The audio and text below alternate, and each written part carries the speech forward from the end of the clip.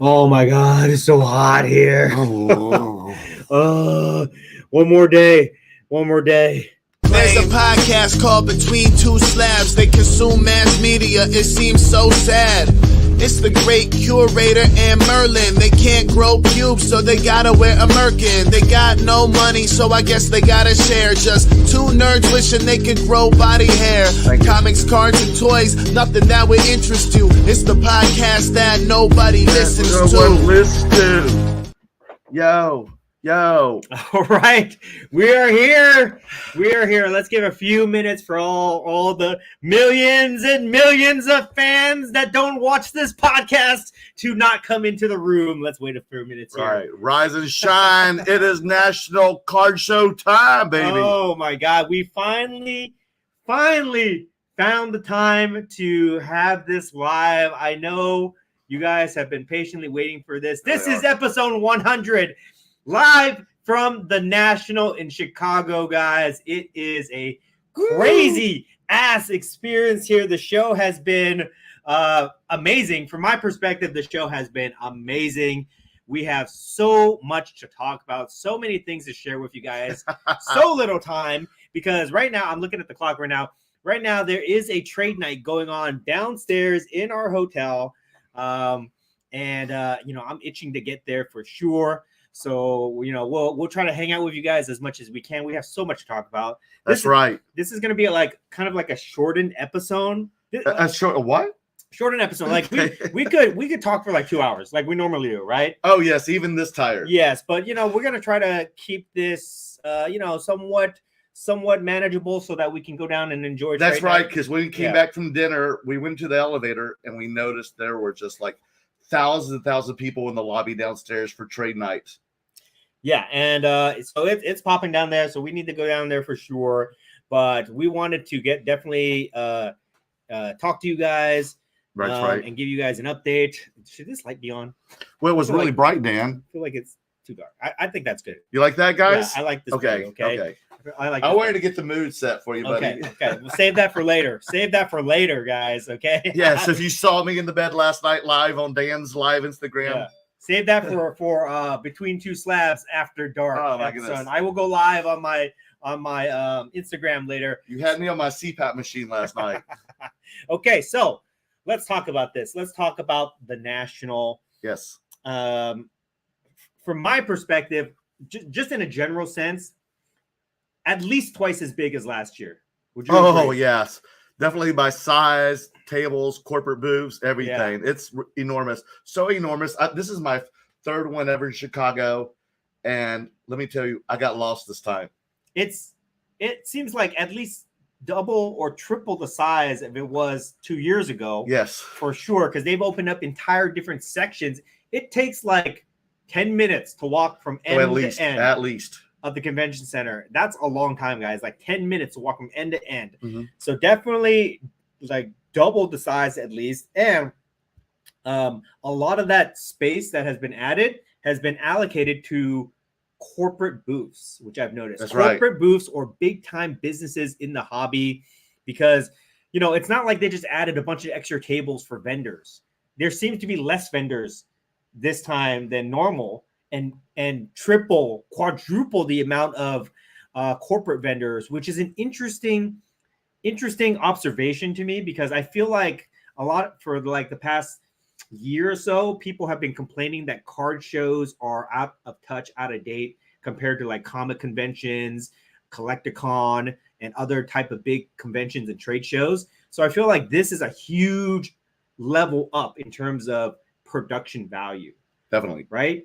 Because these corporate booths, they are spending money for these places. Oh, they are. Like not only just in the booth space itself, but they've got big backdrops, big graphics. Some of them have elaborate lights and lighting displays. Elaborate sets. Yes. Like at Upper Deck has this huge display. They got like I don't know, 50 basketballs, big Jordan 23 sign that looks really cool.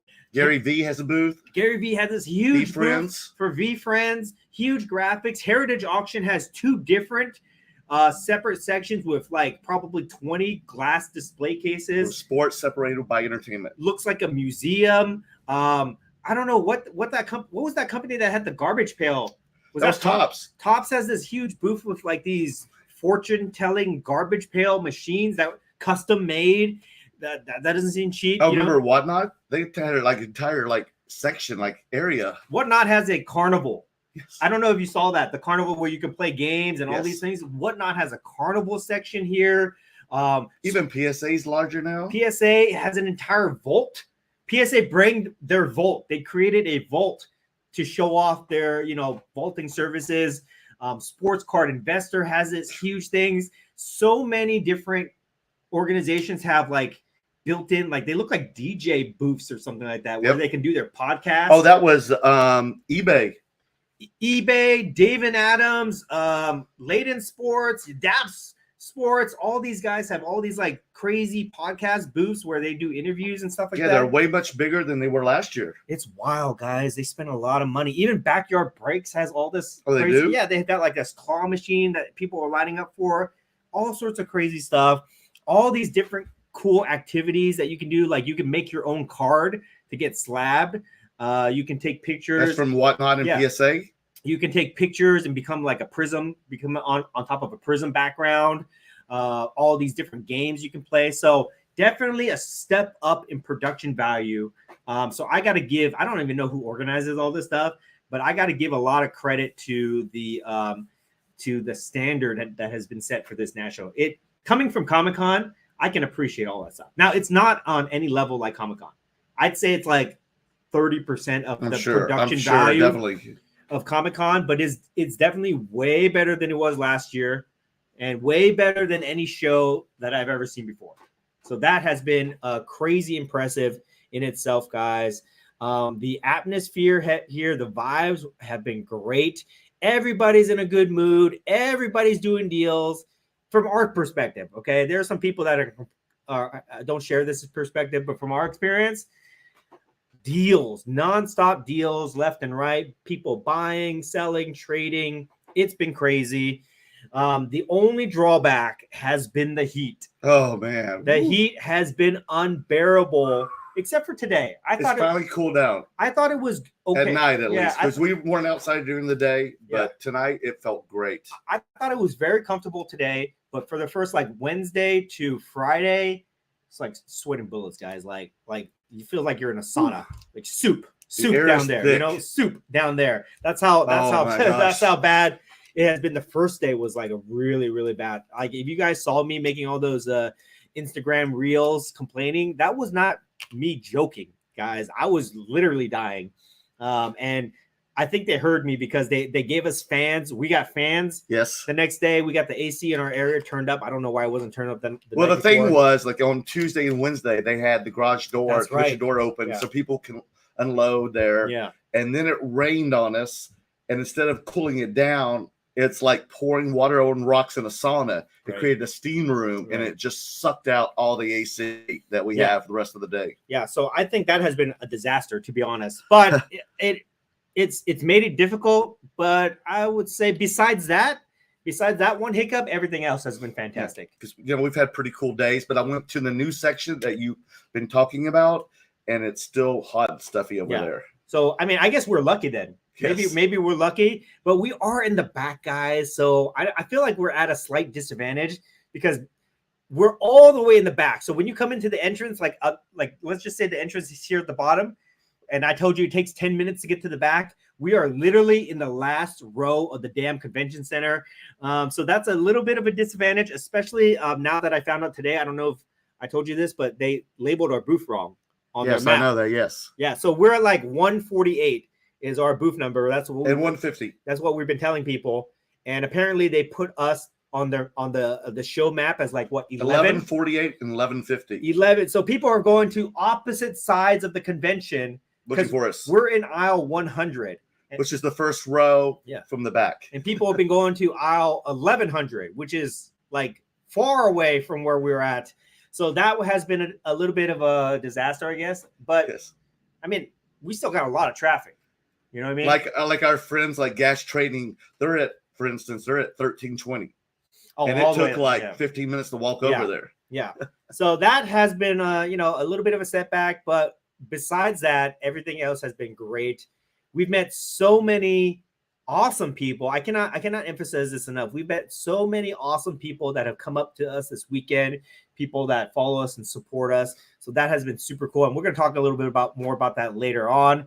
I've seen some crazy monster cards come by the table, not just non-sports, but like, sports cards have come by the table, some really unique items that we can talk about a little bit.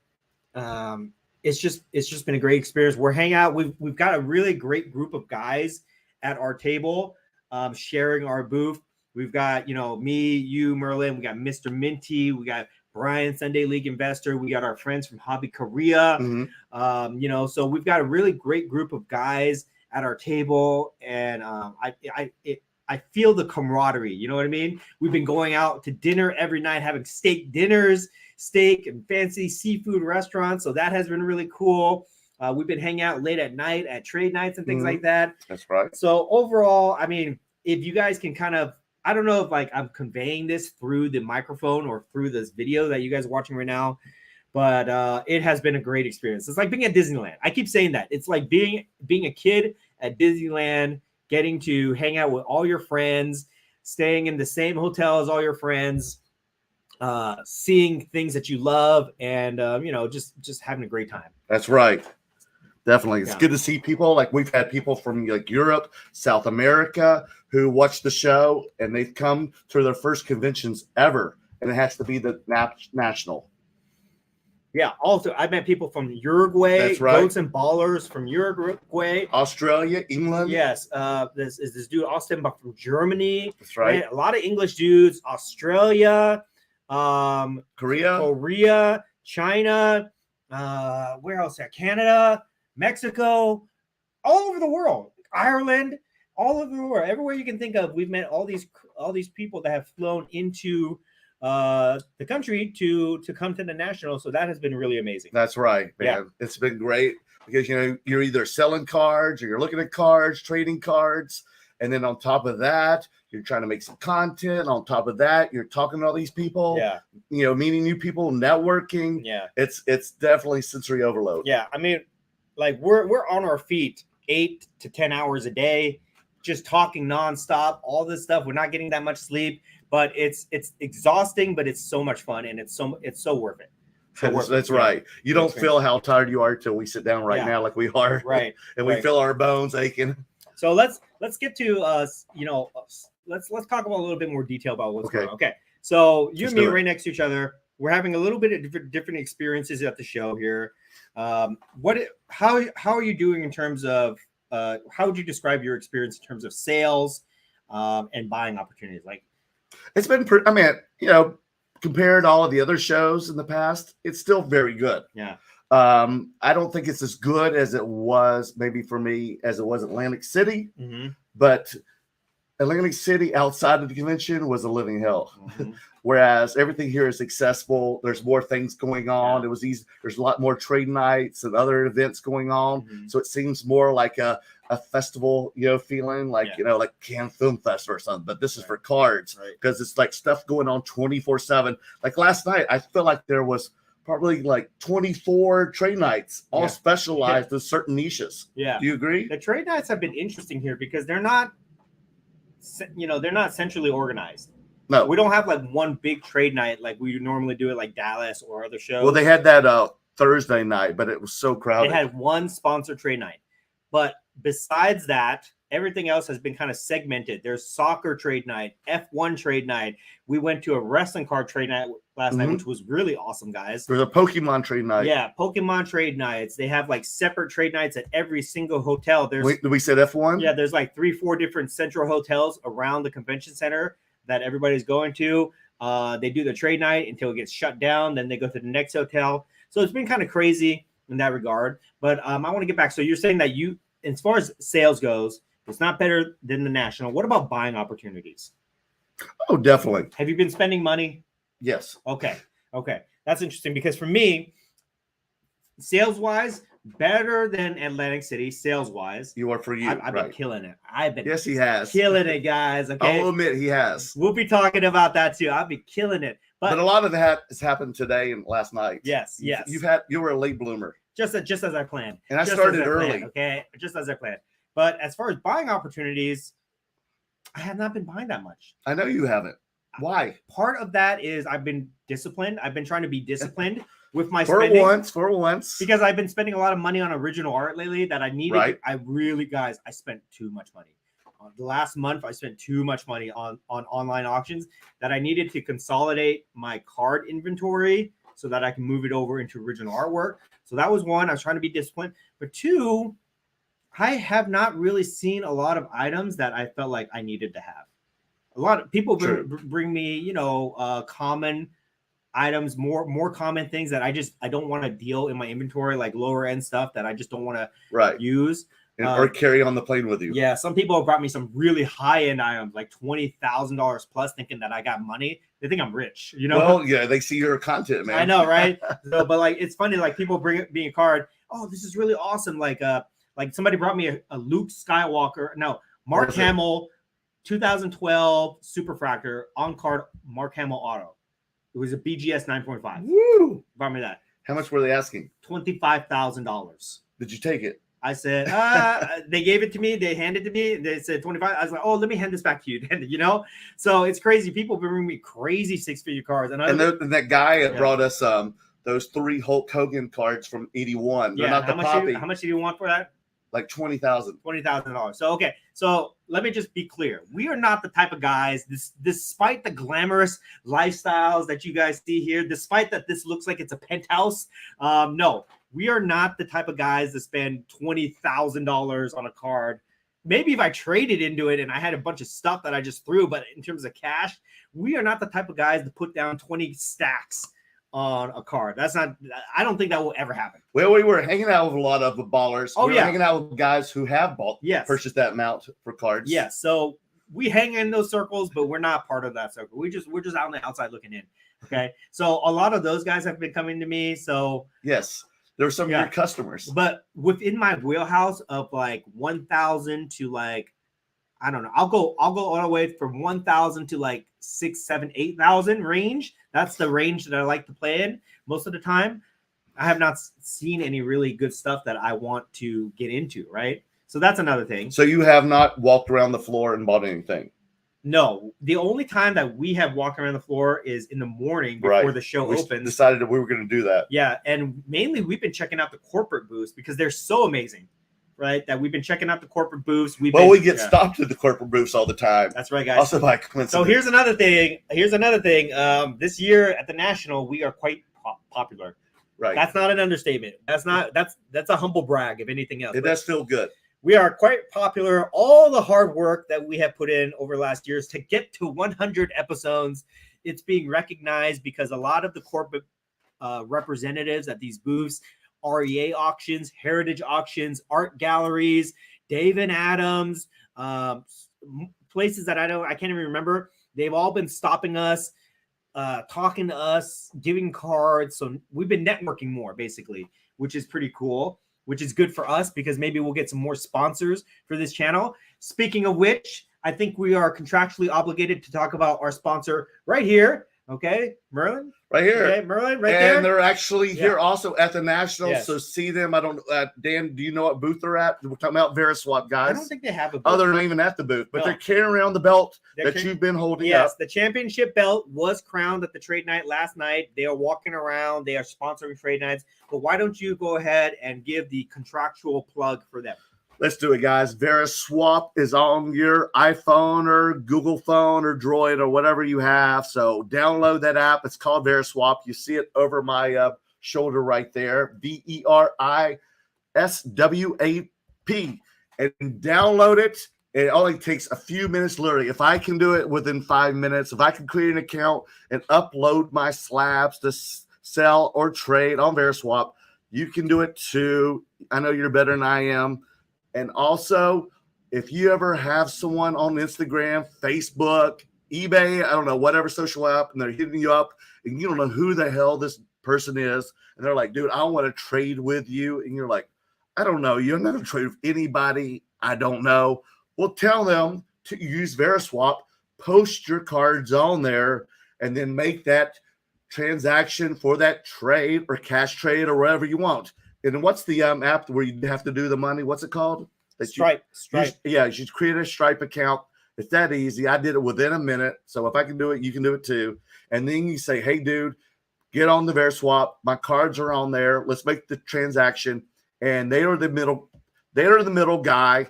And they will make sure you're not getting ripped off, that if you send some Pokemon boxes, that you're not coming back with G.I. Joe cards and you're not getting the wrong card and saying, well, you're shit out of luck pretty much. They make sure that if you're trading for a Tom Brady card, you're going to get that Tom Brady card, okay? And they're doing just like eBay. They're kind of doing that authenticity guaranteed, making sure that everything's kosher and you've got the cards you want. So tell them to use Veriswap. Act now. It's free to use. And they only charge a certain amount, correct? 3% of the total trade value for each side. Love it. Yes. So I've been using it. Dan's been using it. So find some of our stuff. Try to trade with us, guys. And do we have it in the show notes? Do we have the link in the show notes? What's that? Do we have the link in the show notes? Yes, the link is in the show notes, folks. Sign up. If you haven't signed up for an account, please do that because it helps support us by showing them that these ads work, and that's how they sponsor us. We're down to one sponsor left. All the other sponsors, that campaign ran out, but Veriswap has stuck with us. So we want to make sure that they understand that our listeners, our supporters will support us by supporting them. Okay, so click the link below in the show notes to sign up for an account if you haven't done so already, and then try to get your friends to sign up. That helps us out, guys. So please do that. And then the last thing I'll say about that is Veriswap, I think, is a very much needed service in the hobby. Definitely. Because whether we realize it or like it or not, the hobby needs to become more formalized, okay, more professional. We can't keep doing handshake deals and things that are not on paper, not written down, not documented. So the hobby, if anything that I've seen at this show and in the last few months of a direction where the hobby's going, it is definitely going on a path where things are becoming more formalized, more official, and Veriswap is a much needed service for that. So we'll talk about most definitely. Yeah, we'll talk about that more in the future, maybe a future episode, but definitely, guys, it is much needed service. So we want to support them. Did you find out who won?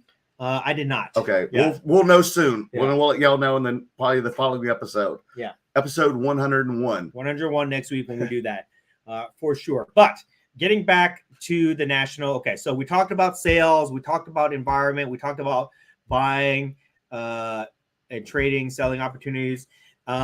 Besides the fact that we've walked around to see the corporate booths, other than that, we've been so busy. I have not seen any vendor around here at all. I have not walked around to see any vendor at the show. Well, I finally made it over to the other side today, and it was packed, but super hot. Yeah, but did you see anything good? Like, what's out there? I didn't really have a chance. No. See, it's kind of like melts. Yeah. I'm kind of looking again for stuff that we sell because I want to buy the same things. That's what I look for. So I'm not looking for a bunch of sports cards. Right. So, I mean, I'll say this. At the National, there's a little bit of everything for everybody. There's sports memorabilia. There's pop culture memorabilia. I've seen comic books. I've seen art, fine art, guys, like 10,000 plus fine art. You did a post on that even. Yeah. I haven't posted yet. But you haven't posted. Okay, here we'll post it soon, folks. The reception here is kind of spotty. So it is. That's true. Like this has been trying to load for like. I hate that. So there's that. We've seen sports cards, obviously non-sports cards for us, all sorts of stuff at the National. But as far as what we're hearing based on the feedback that we're getting from the people we talk to, I would say that football is still very popular right now. People are picking up QBs, things like that. But to us, from our experience at our table and from the people that we've been talking to, the big standout at the show, tell me if you agree, wrestling. Yes. Wrestling is definitely more popular. Our entire row of vendors had wrestling. Yeah, our whole back row is wrestling, not just our booth, but the booth next to us. And those guys sponsored the wrestling trade night last night. They're called RBI 7 or something. RBI 7. They have like the NCWO shirts. Yeah, so wrestling has a strong presence at the show, stronger than it's ever had, for sure. And I'm going to say Type 1 photos. Type 1 photos. I've been talking about it for a while, and I've been seeing a lot more at the auction houses, at our tables, at other people's tables. So that has definitely gained a lot of attention and traction at the show. From traction, I mean, even from the traffic, they were showing me some of the stuff they bought at the show as well, not just from our booth, but from others. And I've never seen so many Type 1s because you usually don't see that at a regular convention. I feel like you've been selling nothing but Type 1s. Wrestling or and Type photos. Well, wrestling and Type 1s. Yeah. And also remember, there's also Type 2, 3, and 4. Whereas like press photos or Type 3 maybe digital we should photos. just call it Type Photos. Type Photos. Yeah, is that what people are doing? I don't know. Okay. Who knows? They just made this stuff up a couple years ago, guys. They did? They made this designation of Type Photos up a few years ago. So I don't know, but let's just call it Type Photos. Okay. Type Photos, because there are Type 1, 2, 3s. Mostly Type 1 and 3s is what I'm seeing out there. Right. Because because the most like digital photos and press kit photos are classified as Type 3. So we've been seeing those, and I think the common explanation that I'm getting from all the feedback that we've been asking of people that have been buying from us, people that have looked at us, and other people that are selling these things is rarity, right? Mhm. People want rarity. The hobby is learning, just like last year where the hobby was learning that base cards and pop counts do matter.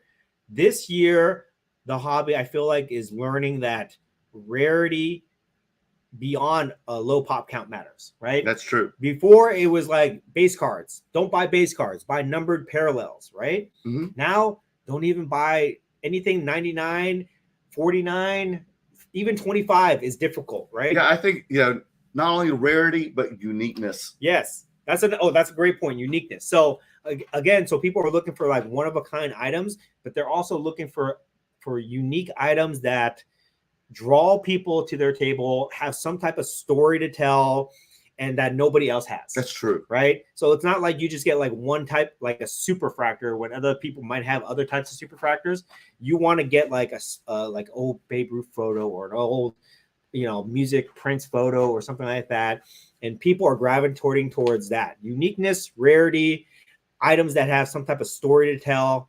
That is definitely the most popular thing I've seen so far. That's so true. And so many people were new to it and they wanted to know about it. So you could hear them asking me about it and want me to explain what it was. And then after I explained to them what it was and showed them like different types, that they were really interested in wanting to buy their first type photo. Yeah. And they end up buying one from each single time. Yeah. I got to say, I know you don't like this word, but I said the curator effect. That's okay. The curator effect is happening with the Type 1 photos, guys. We a lot of people are looking into it, and just like everything else that we were doing, we're way ahead of the game on that. So that's going to be very interesting to see. Even though Dan said, "Quit telling and explain about him, get excited about it," I'm like, "Well, Dan, I got to get him the bio." Yeah, Merlin's been just like telling everybody, go buy Type Photos. You go to garage sales, you go to flea markets, go buy these things.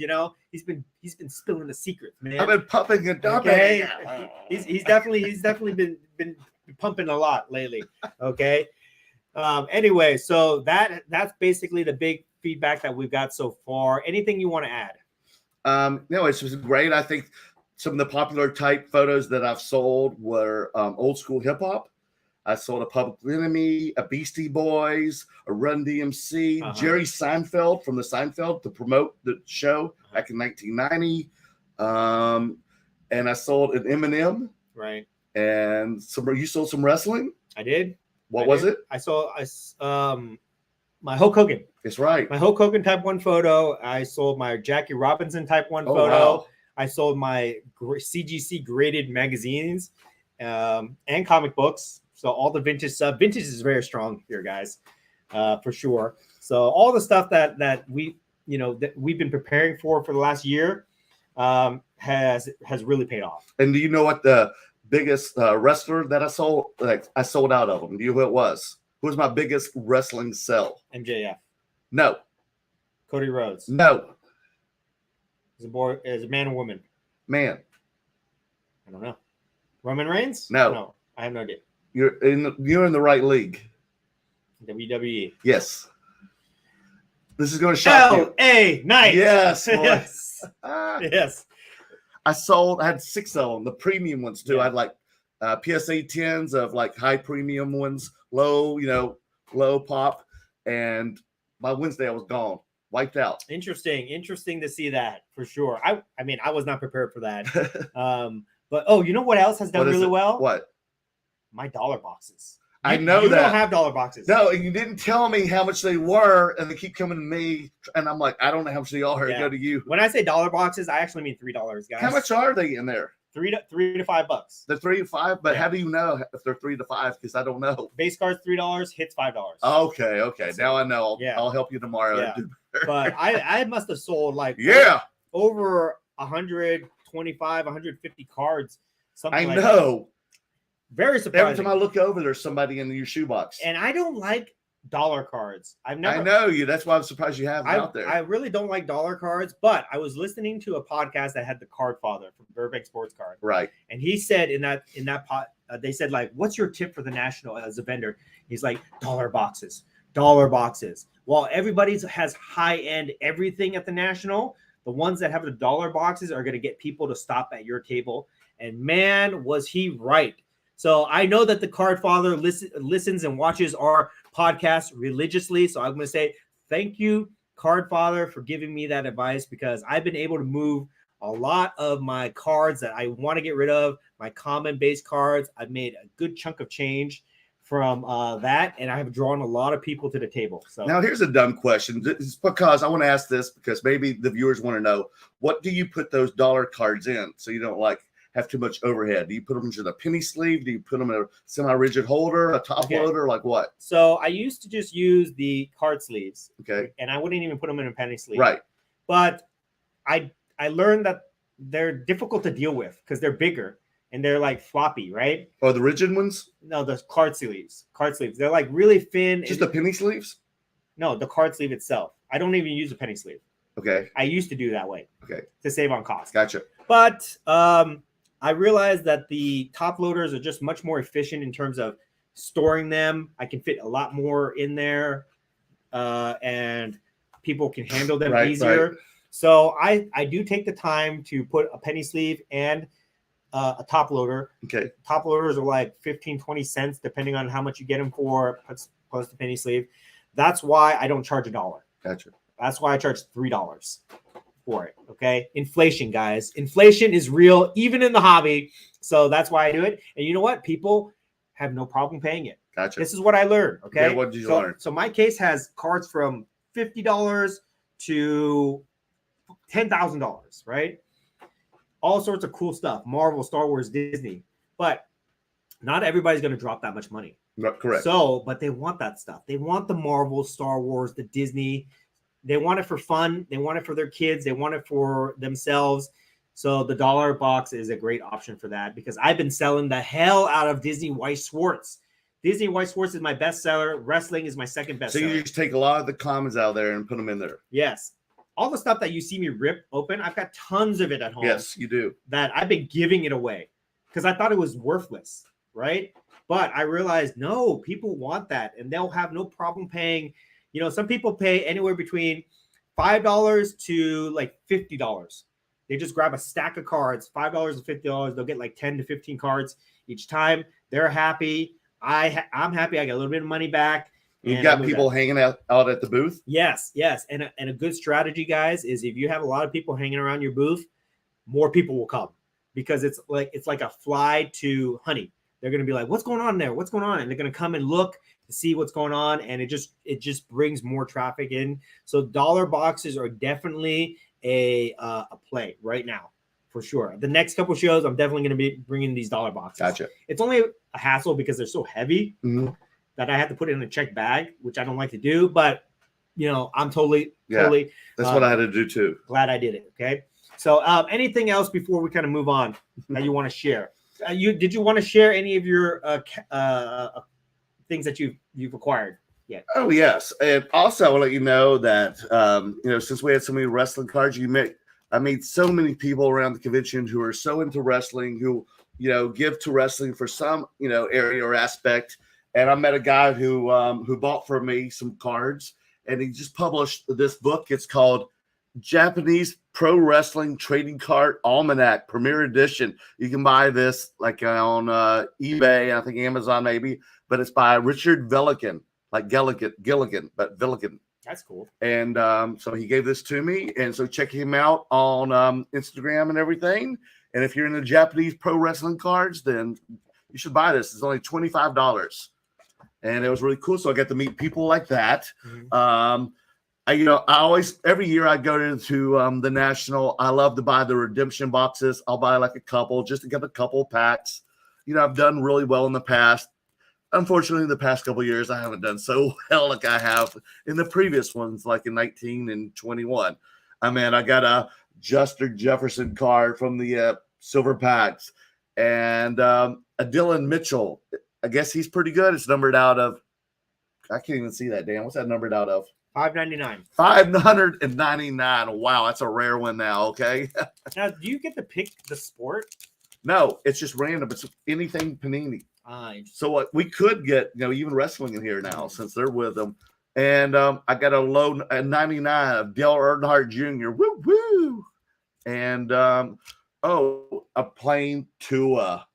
But back in the day, every card you used to get in there was numbered. Now they don't do it so much. Maybe because it's gotten bigger. I don't know. And I had to buy a Spectra 21 basketball NBA. And I think the best card I asked Adrian, I said the best card I got out of there was numbered 49 Evan Mobley. Okay. So, it was fun, but it was like playing roulette. I just lost my money pretty quickly. Okay. But it was fun. I don't mind. And then guess who I got here? The good trade when we closed today, as the lights went out, I sold a few cards and I got this beautiful white sparkle of LA Knight, baby. Woo! Because I said I did restock my LA Knights because I sold them all. Look at that. He was the hottest wrestler on the floor this week, folks. And even at the National, everybody was selling him. Is this a 101? I don't know. It's a white sparkle. I don't know. What does that mean? What does white sparkle mean? I don't know the distribution of a white sparkle. It looks cool though. They have their own packs. I've never seen a white sparkle actually that, I can't remember lately. It's pretty nicely centered too, I believe. Yeah, this is actually not bad. No, because they're usually like left to right heavy. Yeah, very cool. Yes. Okay. And also got a Mojo Liv Morgan autograph numbered down. Mark the collector. Mark the collector. That one's for Mark. Mark, buy it right now. He needs to make a sale. I got Dan's future ex-wife, Tiffany Stratton. I am obsessed with Tiffany Stratton. If you're not following her Instagram, go do it and thank me for it. Okay, you're welcome. And I have my past ex-wife, Stacy Kuebler. Oh boy, autograph. Childhood crush. Yes. Childhood crush. And then always, I love these guys. Woo! I got some Three Stooges guys because they are on fire right now. This set is on fire, but I love this one because their heads are like the animals, like taxidermy, hunting animals on the wall. See their heads? Remember that from an episode? I also bought a box from Gas Trading Cards. My friends at Gas Trading, they're at 3210 booth where all the other dealers are, and it's so hot over there. But I got a box of this is Tupac cards. Are there okay? There are no autographs, unfortunately. Not numbered? Numbered cards? I think so. Yes. So they're random yet? stuff. Not yet. Okay. And I also have 2 boxes of LA Knight, and I was told you have not LA Knight. I want to say Ice T. Ice T, and as you saw, he made a video just like they did with Arnold. Uh-huh. He's got a bunch of autographs.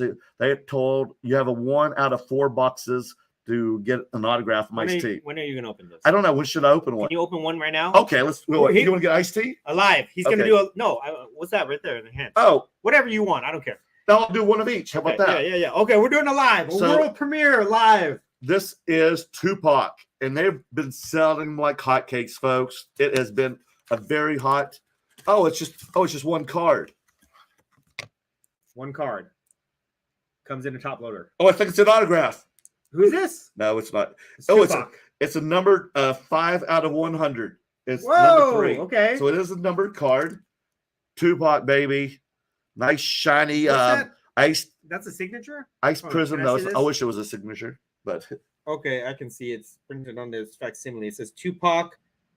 I don't know what this says. Always? Shakur? Does he have a middle name? Yeah, what's your letter say? What's his name on the letter? He just wrote 2.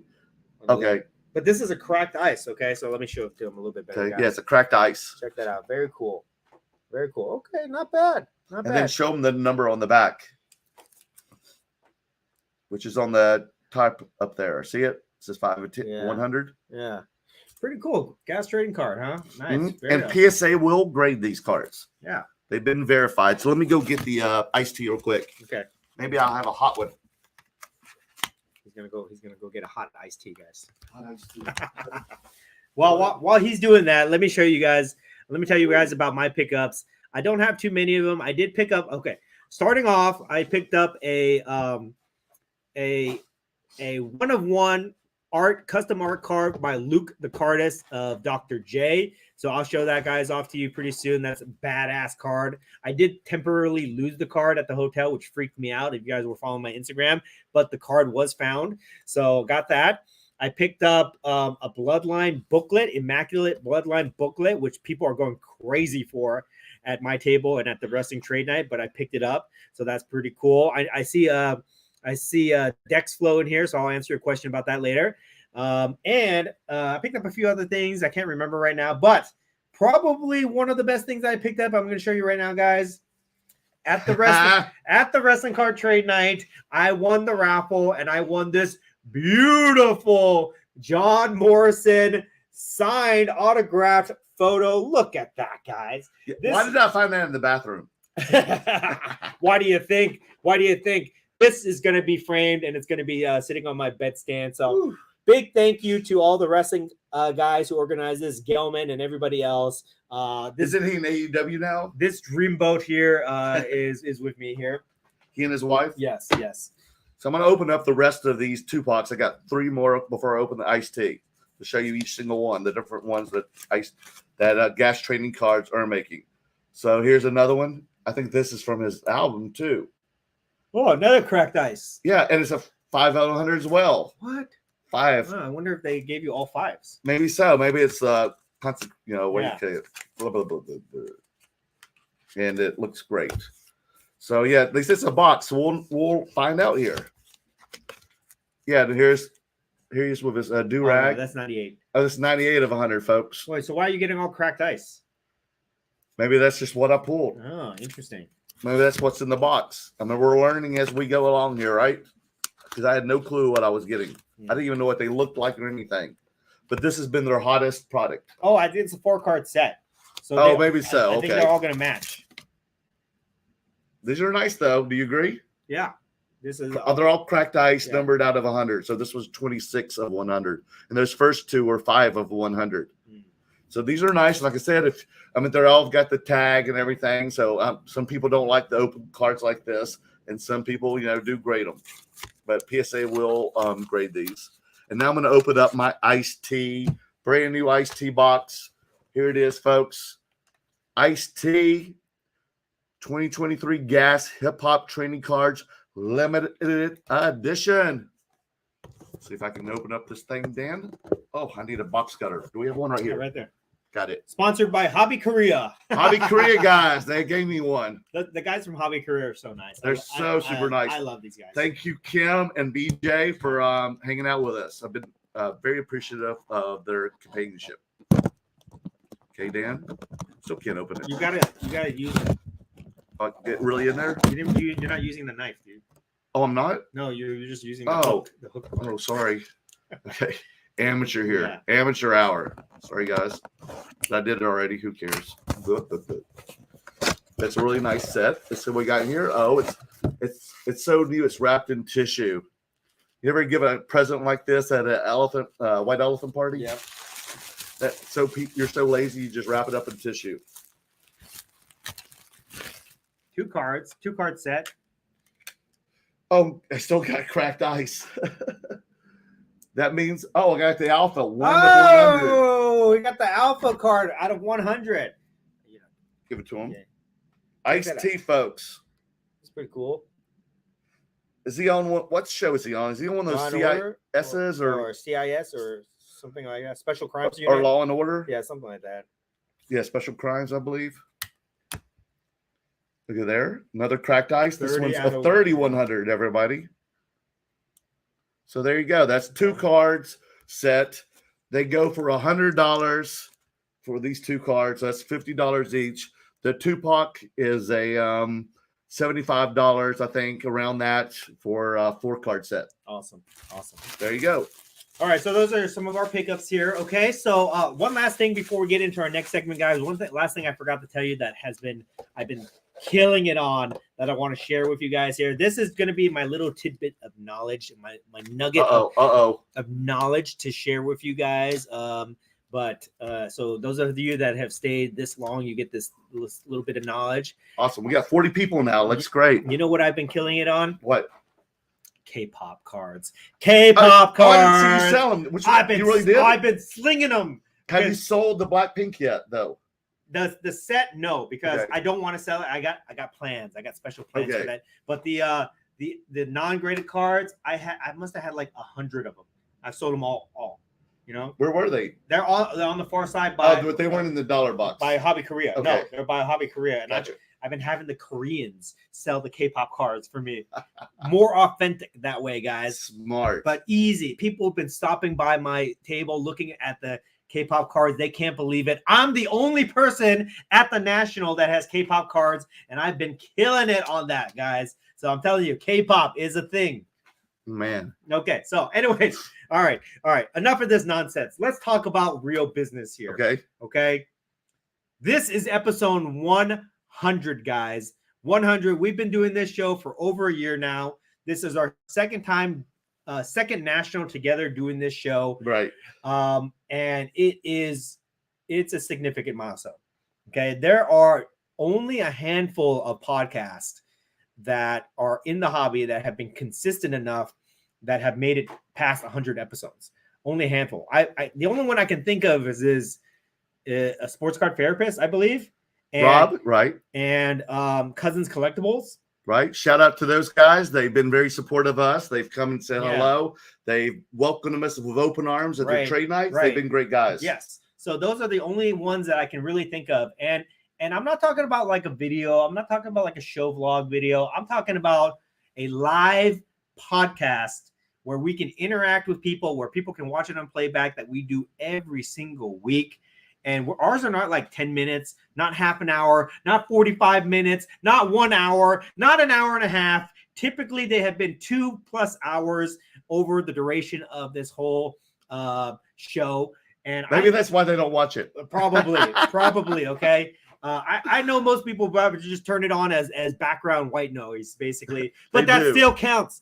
That still counts for a view. It does. Thank you for just using it as a white noise. Yes. So I gotta say, this is a huge accomplishment for me personally that I am very proud of, because when we started this project together, right, you approached me and you said, "Hey, let's do something together."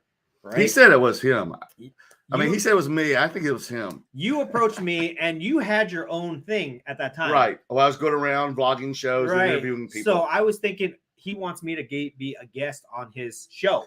Because, is that what you thought? Because I was doing other guest spots. Okay. So he's like, all right, I'll do a show with you. We do the show. And then he's like, okay, let's do it next week. And I was like, wait, what are you talking about? And then we started talking, and one of the stipulations that I agreed to at that time, that I needed to agree to, was that we be consistent. Right. I said that is true. I said that I don't want to do a 3-week, a 4-week, a 5-week, or 6-week show because lose steam, because it's not going to amount to anything. Right. It's not going to gain any traction. We have to be consistent with it. Right. And we have kept that agreement in place by doing this show pretty much every single week, sometimes 2 times a week. That's right. You know, with trade nights and things like that. Yeah, special events. Yeah, special events. And now it has grown to be where it's like a big part of what we do in the hobby. That's true. Right? It's like it's a great source it's a great creative outlet for us to voice our ideas, our opinions, our feelings. It's a great way to build our brand, to gain exposure within the hobby, to introduce ourselves to a lot of people, to show off our personalities to people so that, you know, they kind of get a better sense of who we are. And it's been a great rewarding experience for me personally. I'm not going to speak for you. Okay. But for me, that's how I feel. And I want to take this time because usually, guys, I'm gonna be honest. Most of the time, I talk 90% of the time. Okay, You think so? most of the time, see, because this is how the dynamic works between us. I am the talent. I am the on-air talent. Merlin is the producer. You know, the trolls Yes. have been inviting me to Yes. come onto their shows to get rid of you because they said they promised me at least I'll get 25% to speak. Yes. So Merlin is the producer. He's the moderator. He's the guy that kind of like bounces things off of me. So 90% of the time I speak. Okay. I'm long-winded with my answers, but I give you guys entertainment. Yes, he Okay. does. So that's no secret. I know that happens, right? But that's by design, guys. It's by design, all right? But this time I'm gonna flip the script and I'm gonna turn it around and I'm gonna let you drive the conversation. I'm gonna basically interview you and allow you a little bit of time to shine.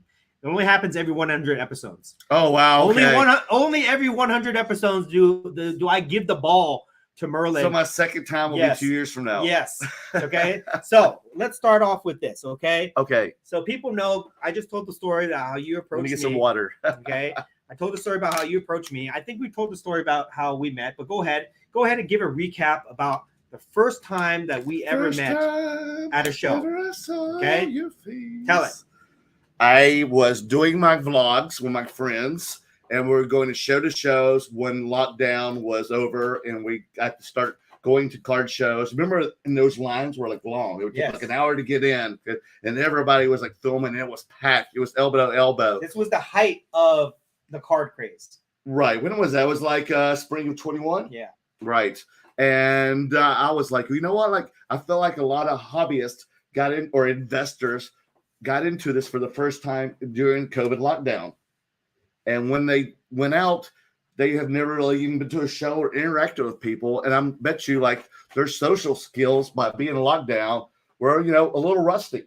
And maybe they didn't know how to interact because, you're interacting before, like on eBay or on social media, and you have a different alter ego than when you meet someone in real life, correct? Right.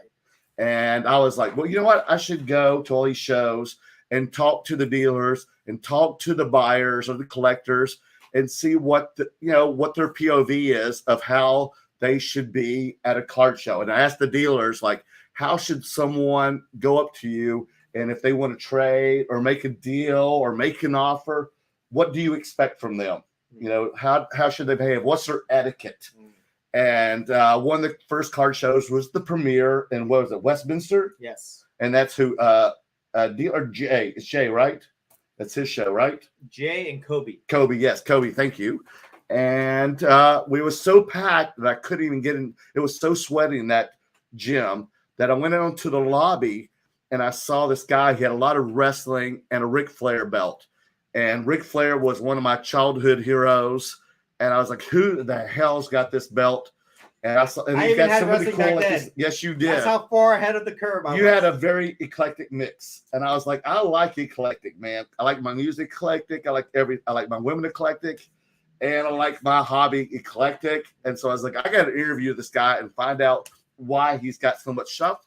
And so I said, hey, man, is there any chance I can interview you and you can show me all your stuff and everything? And I mean, you had just started. We all had started at this point. And I kept running to you over and over and over again. And I noticed, like, you know what? We have like the same taste. You've got like the same energy and everything. And then the show later caterer was always across from you. So I'd always interview both of you all at every show I attended. Right. And I got lots of views at that time. I was getting like 5,000 views per episode. Wow. Yes, Okay. I was. If you go to my What archives, happened watch to it. that? Oh, shut up. People, got out of lockdown eventually. Once they figured it out, they quit watching me, I guess. It's just, it was out of boredom, I guess. So thank you for that. And we start running each other. Dan's like, man, and then one day, Dan was like, Merlin, you have any advice? I want to start doing content, what camera? I know you work in production and everything. What kind of microphone? Can you, tell me what to get? And I was like, Dan, he seemed like a very shy guy, quiet. And I was like, good luck to you, man. Like, I was like, I hope he does well because he seems like a very shy guy. So hope he can do this, but I'm pulling for you. But I couldn't see it happen. Mm-hmm. I was like, because you seem like a whole different person. Mm-hmm. And then you started doing your first shows, and you're still kind of, rusty, or you're getting to it. And I'm like, you're pretty monotone at that point. Then one day he starts making new videos, and there's a new Dan. There's alter ego Dan. I'm like, dude, he has come out of his shell. I like this guy, man. I mean, you were always great, but this was like, whoa, step back, man. It's like, I like this guy, man. He's awesome. Like you inspired me even. Right. And I love that. I love that when somebody comes back, not only like learns from you, but can, up your game and inspire back to you again. And I was like, man, we've got to do something together because I like your style, baby. Mm-hmm. Woo! Mm-hmm. Mm-hmm. And I was like, man, we've got to do something together. And then, we started like doing shows together. Then you told me to come up to Northern California with you and do the show up there. Yeah. And then Brian started hanging out with us a lot. Well, let me add this. Go ahead. Go ahead. If you remember, I had a partner back then. Yes, One did. One of my really good friends that I would do shows with. We would share a table. That's right. We would split a table. I'd have one showcase. He'd have one showcase. This is when we get started. And I actually like that. He dressed up nice. Very dapper guy. Yes. He used to go by the Card Quant. Yeah, and I admired him too. Yes, my good friend. But he didn't want to stick with the hobby. Right. So eventually he just kind of faded away from doing the shows, and I was kind of left by myself. Mm-hmm. And it kind of sucks to do things by yourself. So I wanted to kind of have some friends to hang out with when I go to these shows, and that's kind of like when I kind of befriended you a little bit more because you were the closest thing in terms of the things that I like to collect. Right. You had the same thing, so that's how we kind of got together. And so Dan's like, I also need someone that I can trust and manipulate. I'm just kidding. So when I need to go to the bathroom or look at stuff, that I can trust someone to also watch my table. Yes. I was like, I can do it if you can do the same for me. Yes. And then the next evolution of my journey in the hobby was to go outside of the local shows. That's right. And to start traveling to other shows. And I needed a partner to travel with to go there. And then that's when I started to ask you to go with me. Yeah. This guy was, consistent. He was persistent and told me for 6 months, Merlin, you've got to get out of the Southern California area because I had all this non-sports stuff that no one was even looking at. I had all that Star Wars Galaxy and no one to care for it. I remember when you used to do the local shows at Diamond 9. Which is like the equivalent. Placentia, right? Is that how you say it? Yes, which is the equivalent of like a flea market, guys. It's not a show on any type of like major level that you would expect. Just indoors, not outdoors. It's like a garage sale show. No disrespect to them, but that's the layout. Yes, Robert's really nice to me. That's the layout of the place. It's like a garage sale type atmosphere. And I remember you would go there and you would bring like 10 different double shoe boxes of slabs, like in a clearance box, like 500 plus slabs. Yes. And I'm looking at this guy. He's got an entire table of junk slabs that people go through, various prices, $10 to like $200. Yes. And they weren't selling. No, they weren't selling. And I remember one night at Diamond 9, I came there to see you. And I was looking through your stuff, and I was like, yeah, wow, some of this stuff is cool. Mm-hmm. Why is it not selling? We were chatting a little bit. And then I was like, you know what? I think that you need to get out of this area because you got some cool stuff, but the people in this area don't buy that. So you need to go somewhere else. Mm-hmm. And that's when I started to encourage you to go to outside of Southern California. And the big stepping stone was to go to Dallas. That's right. Show. That's right. And I said, Merlin, take this crap to Dallas. You'll be able to offload it. You can't sell it here. That's true. I mean, we first tested the waters with San Francisco, but that didn't really work as well either. But we were testing the waters at the time. Right. But you were like, I know Dallas. I've been there already. Yeah. I'm a witness. Come with me. Yes.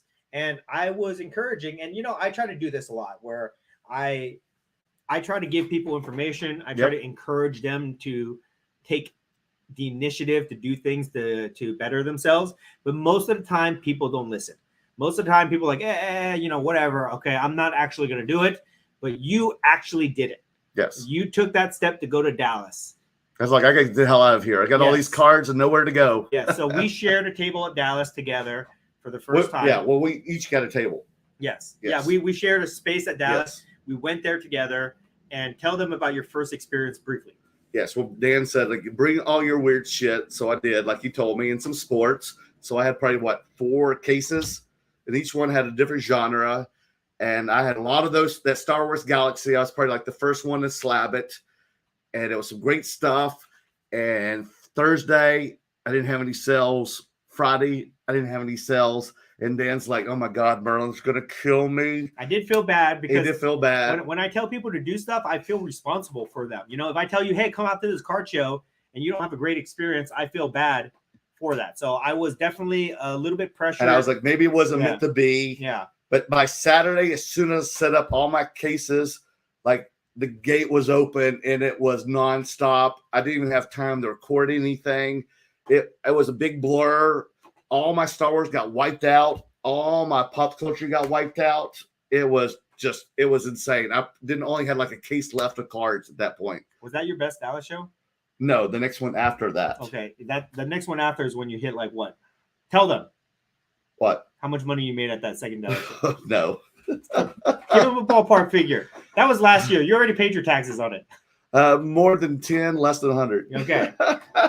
Halfway, guys. Halfway. That's he killed it. Let me just say, like, there was 2 people that purchased from me, and they each spent 20. Okay. So you guys know how, do the math. One guy bought nothing but Star Wars. Right. Another guy who was one of the hosts of the wrestling trade nights last night, he bought half of the wrestling cards, especially like the WCW 98 horizontal autographs. Yeah. And he bought what was it? The Black Diamond or the Transcendent Marvel MCU cards from me. And they paid it all in cash. So you were killing it. So yes, I was totally wiped out. I was going around trade nights trying to replenish my inventory. And ever since then, that year, 2022. That was last year, beginning of 22. 2022, we hit the road together. Yes, Dan, like, let's do an experiment. Let's hit the road and go to every shows.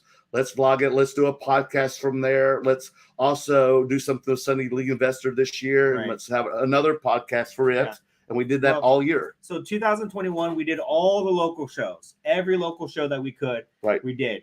And then 2022, in order for us to grow and expand, I came up with a crazy-ass plan. It was crazy. It seemed so much fun. To hit the road. And literally every 2 to 4 weeks, we were on the road to different card shows. We went to Culture Collision. We went to a couple Vegas shows. We went to Toronto. We went to all the Dallas shows. We went to Houston. We went to some other places I can't even remember. Went to Toronto, Atlanta, Chicago. Yeah, Chicago is another Atlantic City, the National. San Francisco, Atlantic City. Right. Vegas, baby. We went to all these places. And then we didn't have anything on those other weekends. We would do one of the local shows. Yes. Or we would go to another convention somewhere else around in Southern California that was going on, like the Star Wars celebration. Yes. You went to San Diego Comic-Con. We went to Collecticon. Oh, yes. You went to all kinds of different things. So many shows. And we learned a lot. We made money.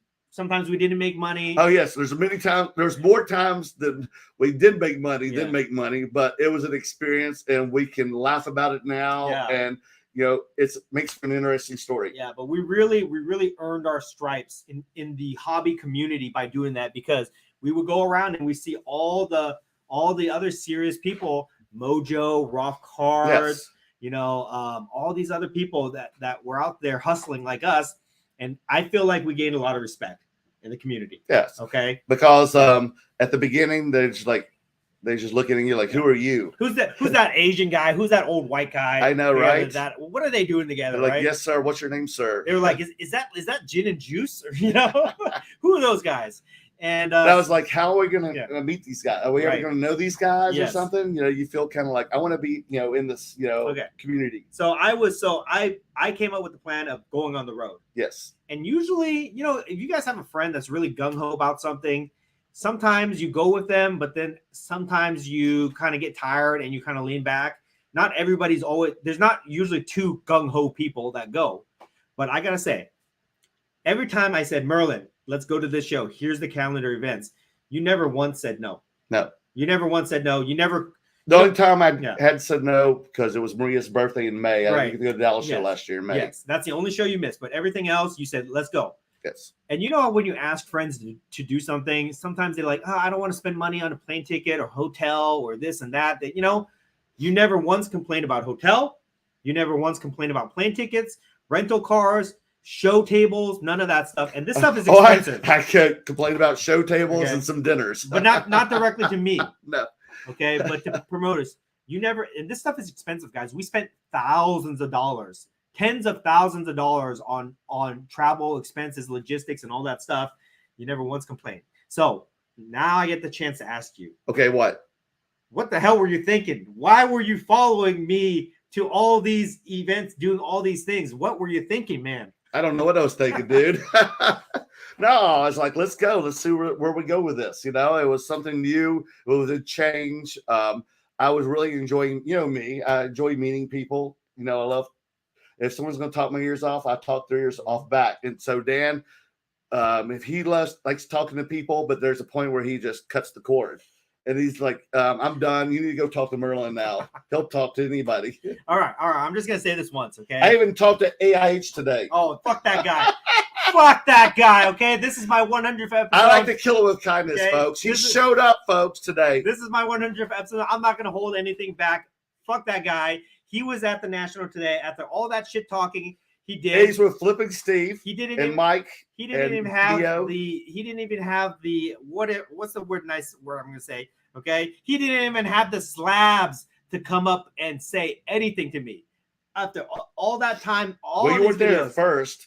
But I came later. I did see you, and I didn't see. He didn't say anything like that. We started talking, and I acted like everything's kosher and everything. I was just nice to him and everything. Just like pleasure meeting you and everything. We even took a selfie together, and finally Dan showed up. I thought he saw us because he walked right by us. So you must have thought I was just talking to a customer. No, I was going straight to do deals, man. Yeah, like, he doesn't even pay attention when I'm even doing. He just looks at his table.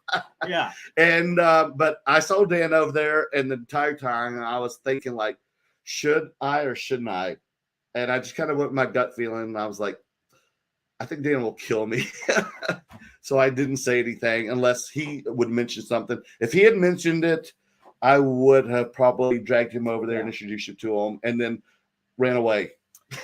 You saved him. You saved him because what I would have done is I would have confronted him and I would have had a man-to-man conversation with him about what his problem is with me. And we probably would have squashed any issue, but I would have had that conversation with him. So I should have brought him over? Well, I'm just saying you saved him because it would not have been a nice conversation. Okay. Okay. I mean, I'm not gonna stoop to his level and make videos about all this stuff. If I have a problem with somebody, I confront them and I talk to them man to man, right? If you ever have a problem, then maybe with somebody, I should have done that, it, right? Maybe y'all should have had a talk. Okay, but you know he didn't want it. And he scurried off like the way he is. So missed opportunity. Okay, guys, should I have brought AIH to Dan or not? Let me know in the comments, please. Okay, but anyways, regardless of that, going back to what we're talking about, you never complain about these things. So no, what is your experience it like? Seemed like an exotic adventure.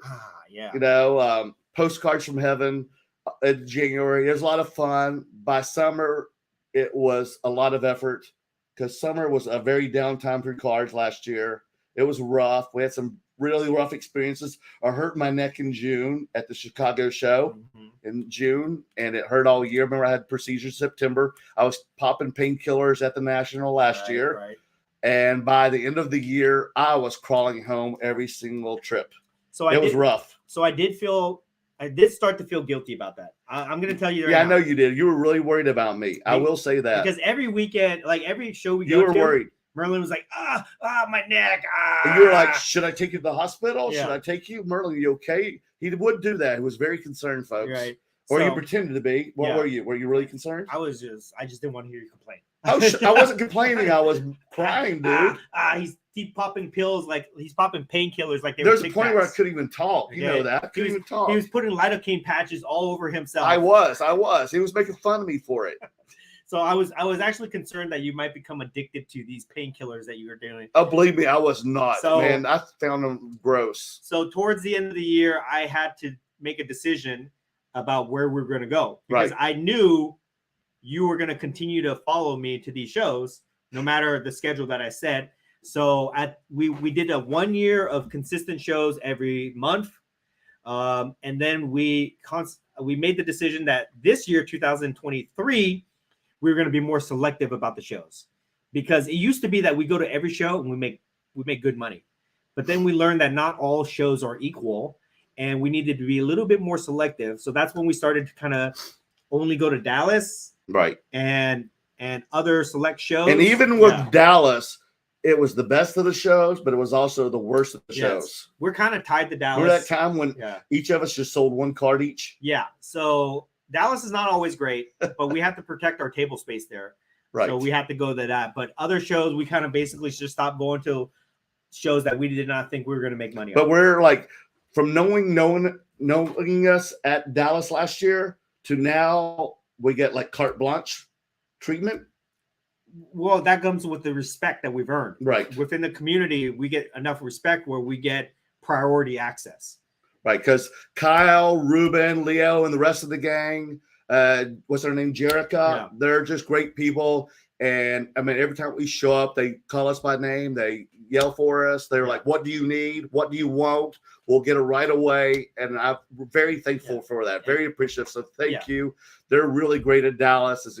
They're great people. And so we did that. So we made the decision to go from 1 to 2 shows a month to basically 1 show every 2 months. Correct. And I did that because I didn't want you to die. Okay, I didn't want to wake up. So what was I killing you because of that? No, did you still want to go or what? I mean, I felt like I didn't need to go. Okay, but because you still could have gone somewhere if you wanted to. Yes, I'm not stopping you. Yeah, but I don't want to go by myself. Okay, and I don't want to drag a guy with a broken neck to these shows, because literally sometimes I thought I would wake up in the morning to get up and go to the show and Merlin would be dead. Yes, I would. I was like, go ahead, just let me sleep for another couple hours. And I'd have to call like the coroner to come get him, and it would have been a whole thing, right? I thought you were going to do that the other day when I was walking outside to greet people with some badges, and then I had to take a walk a block, and I almost passed out in the heat. Yeah. So we went to that, and that kind of allowed you time to heal up. That did. I got my procedures, let the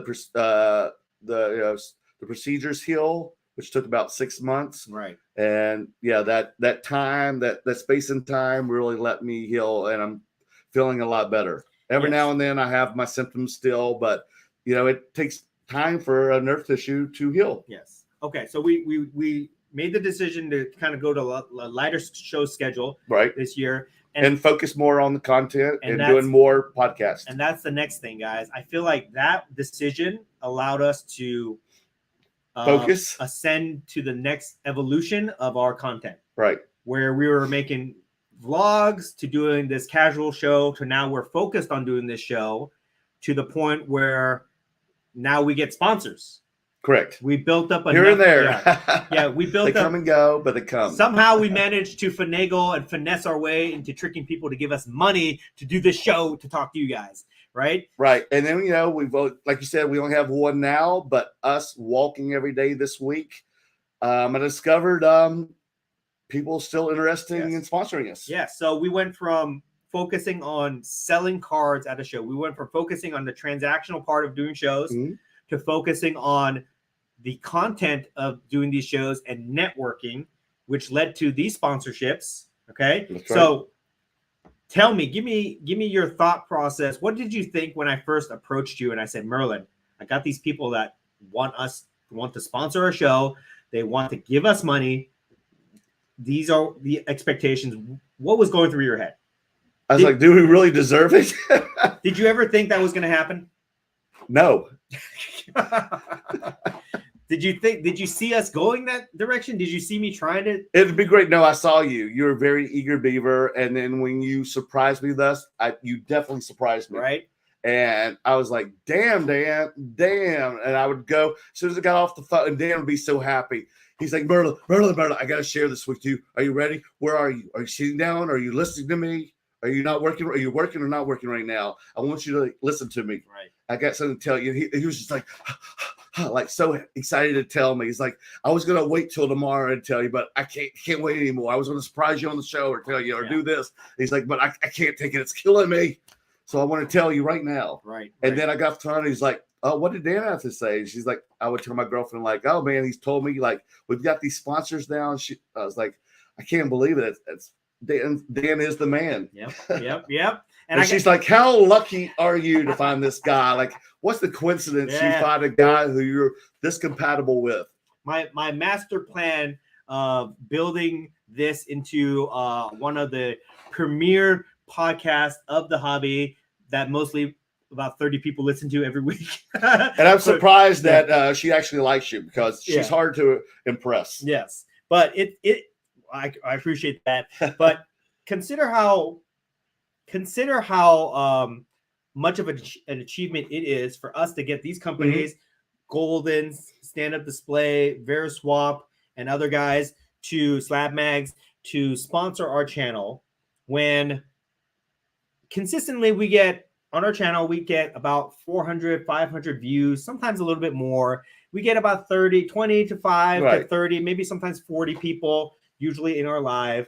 So it's not like we're putting up thousands of numbers. No, it seems to go down a little during the summer, but it seems to pick up in the fall. Yeah, so it's not like we got, there's other people that get way more views, right? Yes, and have you watched some of them? I mean, I love some of the people, but I've fallen asleep to some of it. It's become white noise to me. I feel like we are more on the more this guy, side. Yes, is full of energy, and if you've met me, I'm told I also have a lot of energy as well. I feel like compared to all the other people, no shade at anybody, but I feel like we are very entertaining compared to a lot of people. Okay, let us know if you agree with that. But what I think that we've been able to do that other people are not necessarily in the same position is we built a strong community of followers, basically. Right, because right now I see 39 people, which is pretty good. But you know what? I have met way more than 39 people coming to our booth telling me they listen or watch the show and they're very appreciative of what we've done. And they've learned a lot and they started doing the same in collecting and investing in cards like we have. I want to get more into that later. Okay. But I think that's why these companies like us, because of the relationships that we built with them. The networking, the consistent, that is the most important thing, guys. The consistent pace of content that we put out and of engagement with our small but loyal community of followers.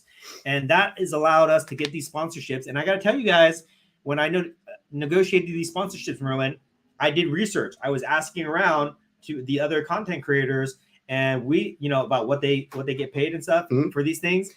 And we get top dollar, dude. I negotiated. That's right. That's why it's great to make sure you have a lawyer as a partner in your content. Okay. I am the master tenderizer. And I negotiated the highest rates compared to everybody. Oh, yes, he did.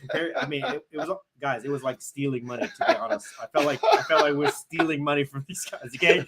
I felt really guilty about that. All right. But they were more than willing to pay our rate to sponsor us because they like the perks too. Yeah, they like the quality of the content that we produce.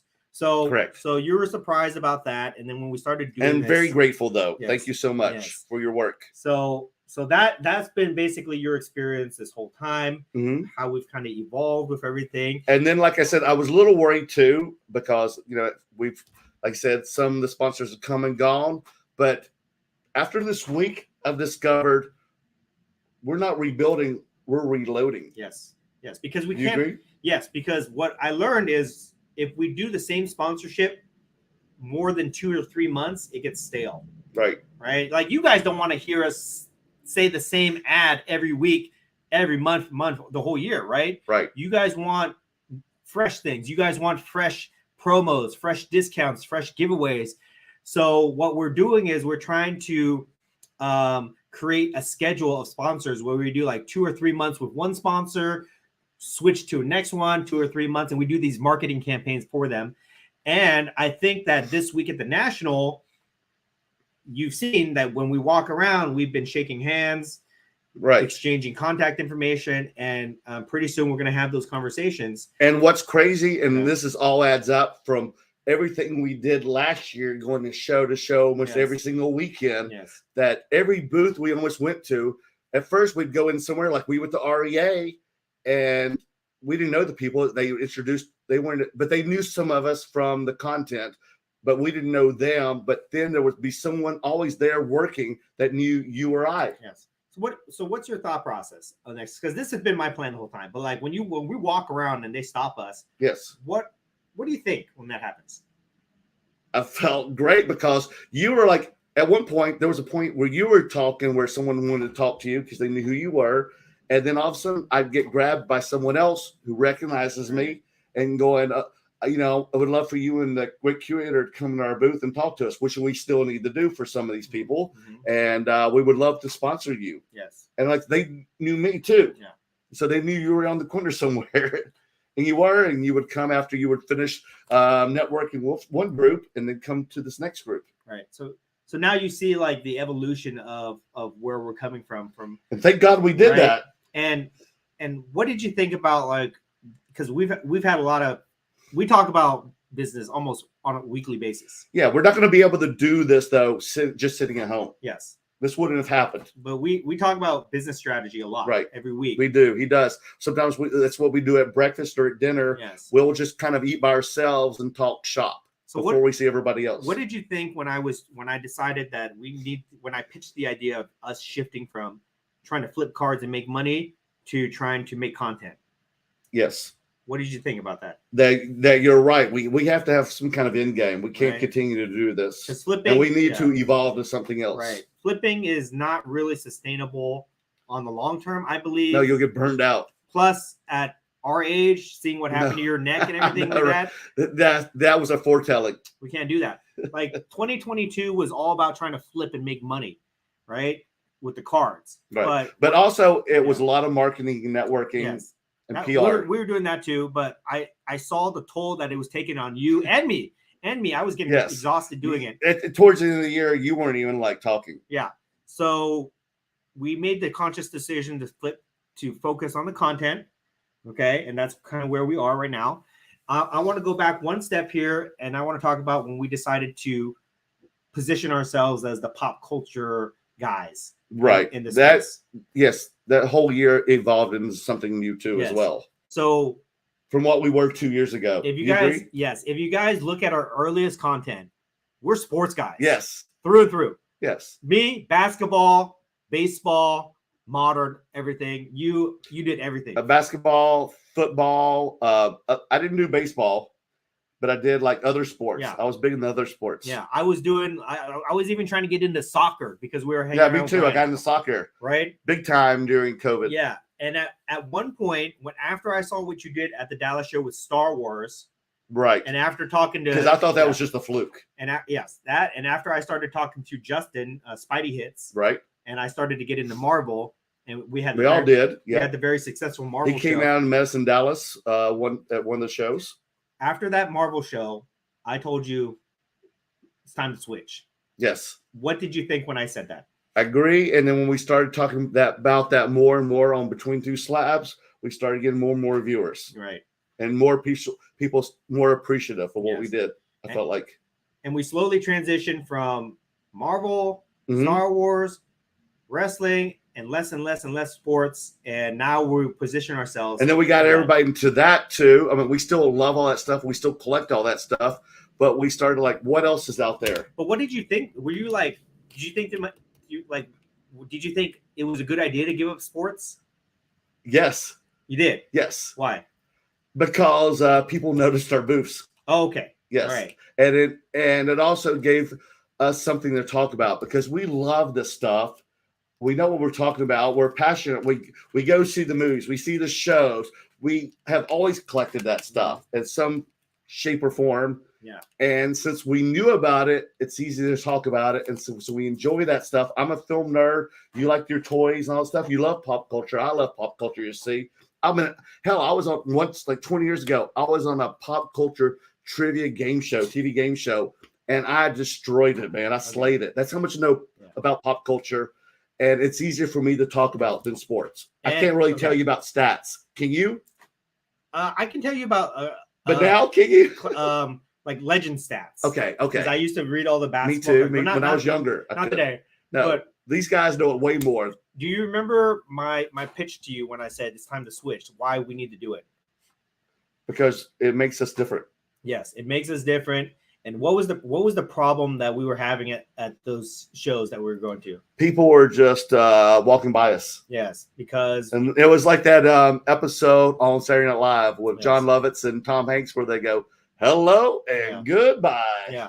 We were competing against everybody. Right. And we were kind of like a gecko lizard. Yes. We're kind of blending in. And we were just like everybody else, we're a slave to comps. Right. And everything was going down into all the flippers. Yes. And we needed to pivot. Okay. When in a business term, it's called pivot. Whenever you're going one direction and you notice that it's not working anymore, you pivot to a different direction. And that's when we decided to go into pop culture cards, non-sports. Yeah. And then it evolved into unique and rarer items. And then when we started to do that, because we got tired of those comps Yes. as well. When we started to do that, that's when we started to position ourselves as the guys. Yes. So Okay. everybody comes to us at our booths and asks us to appraise these non-sports Yeah. pop culture cards. We became the Marvel guys. We became the Star Wars guys. We became the wrestling guys. The rest of the music guys, Right? The music guys. the celebrity guys. Yes. All that stuff. The pop culture type 1 photo guys. Right. Well, that's the new thing. Yes. Right. But now, so we were able to do that. Vintage pop culture. And then we turned that into a selling point to get sponsors. Right. Right. And that's finally when all these other sponsors Yes. started creating a non-sports category at their auctions and other things. Then they were like, who do we go to? Yes. So now you kind of see the evolution of our content, of our business plan. And just so you guys know, like we're partners, but we're separate. Yes. We do everything together, but he has his cards, I have my cards, he makes his money and that, but we share expenses, things like that. Yes. We're not one LLC Yes. together. So you see the evolution of our business strategy, evolution of our content, evolution of everything that has led us to this point where we are now, where we have a booth at the National, which is not easy to get. Right. Okay. We have and that's from meeting people at shows. We have a podcast. We make consistent content. We have sponsors. Okay, so that leads me to my next thing is let's talk about our interactions with the viewers. Is it before we get into it, anything else that you want to kind of share your feelings now that you have the microphone this one time? Oh God. Okay. No, thanks for everything. It's been a great 2 years. Not only is this guy, a partner with me in this hobby, in this business, everything, but he's a good friend. He's a good family man. His family's very good to me. I feel like my girlfriend really respects you and your family too. You've got wonderful family. Even I'll bet your brothers and sisters, they're all very good. They you're very just classy people. So thank you very much. You've been you're almost like a brother to me at this point. I appreciate thank you so much, man. I appreciate that.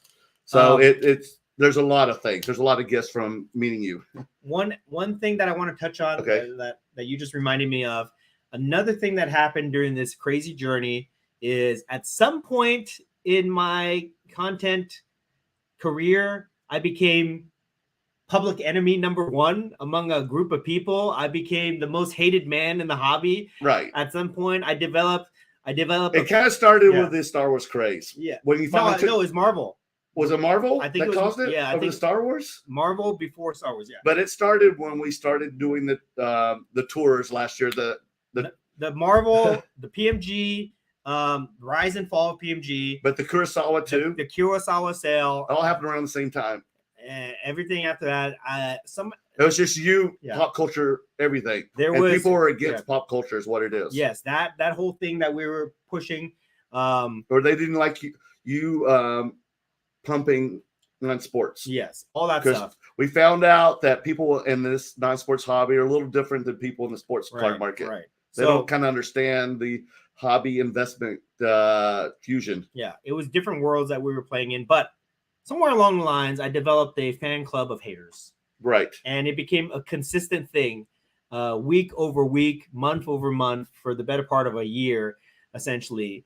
And here's what I want to kind of ask you about. When this is happening,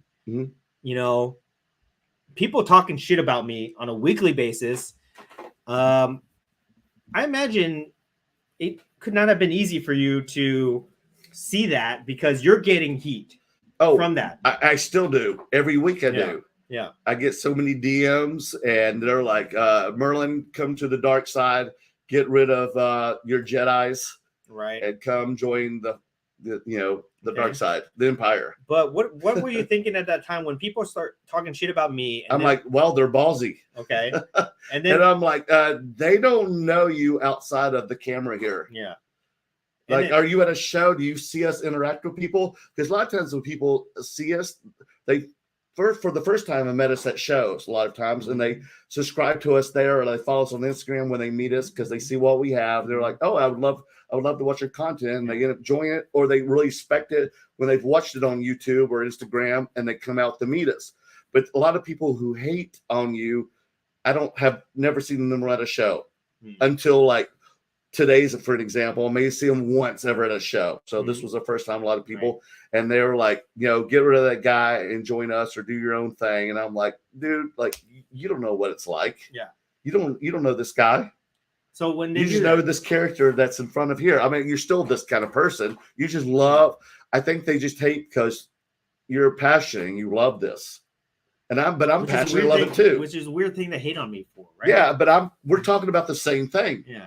Which is kind of odd, but I'm like, I'm not doing it, man. So and you know me, I'll interact with these people, and I'm trying to like be diplomatic and like listen. I'm like, listen, maybe you should apologize to them. They actually reach out to you. They do, and they send me very long messages. Okay, but how does that make you feel? Like, it's a little uncomfortable, of course. Like, are you finding yourself having to like defend your relationship with me? There's times, yes, but a point when like, listen, I'm not going to like try to defend it anymore. I'm like, I have nothing to prove anymore. But I still talk to them like, listen, maybe you shouldn't be so coming in strong and cold in these chat rooms. Right. Like, that's not engaging. Like, if someone calls you a scammer and an idiot, like, how are you supposed to respond to that? You go, oh, thank you very much. You highlight that? No, like, no, you're like, I'd ask those people, how would they feel if you came into one of their live streams and said that stuff? Would they allow that? Yeah. If you called them an idiot and scammer and they don't know what they're talking about? They would block you. Yes, exactly, right? Nobody has the right to insult somebody without consequence. Right. And I'm not going to just let people. And then they go on their show and do the same thing. And I'm like, if you, obviously they have some kind of game. They want something from you because they're very persistent with this. So what are they doing? Because if they didn't really care about you, then why are they trying so hard to get your attention? Right. Right. It's strange to me that they think that they can come into our lives, our chats, and talk shit, and they're not going to get blocked. Like they have the right or privilege to do that. Like they are entitled to. I've never been about that, so I always block them. And because I block them, what is the most common request that you get from these people? Oh, can you please tell the great curator to unblock me? And if you go to my IG right now and see all my recent posts I posted today, at every one of those posts, there are people asking me for the curator to unblock them. I'm swear to God, guys, go right now to the Instagrams and look at my post today. All the posts have those people in there. I won't say who it is, but they're asking me to ask the curator to unblock them. That's gonna be my new cat. So what do you think if you did that? You think they would just go back to doing the same old thing? I'm probably sure they would. Okay, so folks, we talked about this at dinner tonight, and if any of you trolls are listening in here, incognito, whatever they got ghost accounts. I'm sure they have ghost accounts or some other guys watching and going back and relaying the messages to them. And that's how rumors get built, because I've noticed that a lot of times the rumors build up. What you need to do to get unblocked, I'm telling you right now, if you want to get unblocked and get back on the Between Two Slabs, make a video post either on Instagram or YouTube or TikTok or whatever. Tag me and have that video where you apologize and you won't do that anymore. We got to make a pact, and that's PACT. We got to make a pact where you promise me and the curator that you're not going to behave like this anymore because it's childish, it's high schoolish. We want to be engaging. We want you to be engaging. We're trying to be engaging. He's just showing his excitement. Believe me, this guy calls me up sometimes 2 in the morning, 2 in the afternoon. It doesn't matter because he wants to share with me stuff he's gotten, stuff that's happened. He's excited. He has every right to be excited. That's what this is about. He's not supposed to be depressed or like hold it in, not tell the world or anything. He wants to share his passion with you guys. So let him. And this is supposed to be a fun hobby. It's not supposed to be hateful or have hate towards anyone. This is escape. And this is where people, and this, I think some of the viewers or, some of the people that come to the table and they say, this is a time, even like trade night, someone goes, you know what? This is where people from all walks of life who are different, political views, where we don't talk about this. We don't care. We all have one thing in common, our love for the hobby. We don't talk about who you're going to vote for in 2024. We don't talk about culture wars. We don't even talk about our families. We just talk about our love for cards in the hobby. And that's what it should be. Not, this is my escape. He's got to, deal with divorcees all the time. And that's very stressful. It's got to be a very stressful job.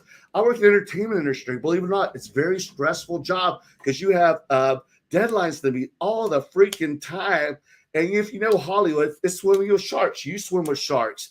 And we do this to escape from our day jobs and have a fun time of the weekend and get to meet new people and share our love, share things that we've picked up in the past week or something. We haven't seen anybody. That's all we stay up sometimes till 4 a.m. talking about the love for the hobby. Yeah. And that's why we do this. We don't do it to hate on others. Right. I hope somebody clips that and puts that because that was great. Thank you. That was I think this is probably the most emotion that Merlin has ever shown. Well, I'm feeling good. My neck's not hurting today, folks. Yeah. So this is why see guys, he talks too much. This is why I have to reel him in. This is 2 years worth.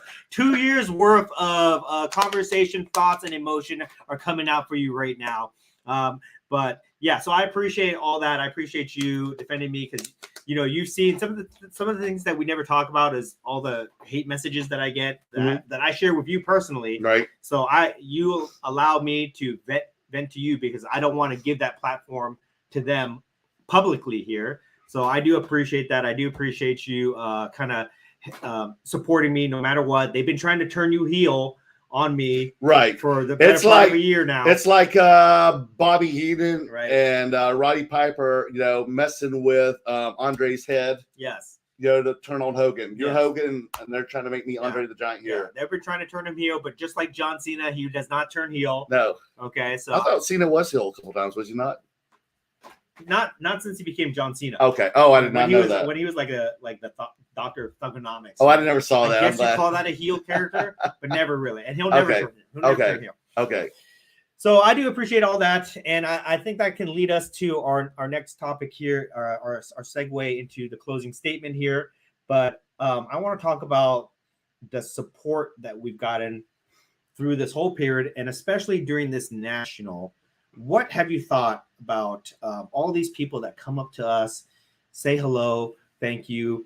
Does that validate in your mind? Does that validate the work that we've done? 100%. Because I don't get that in the entertainment industry that much.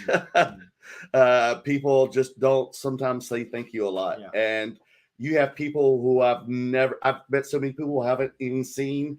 There, like you said, we've had people from all over the world. We had a guy here from Uruguay, Sebastian, who never even has been to a convention ever.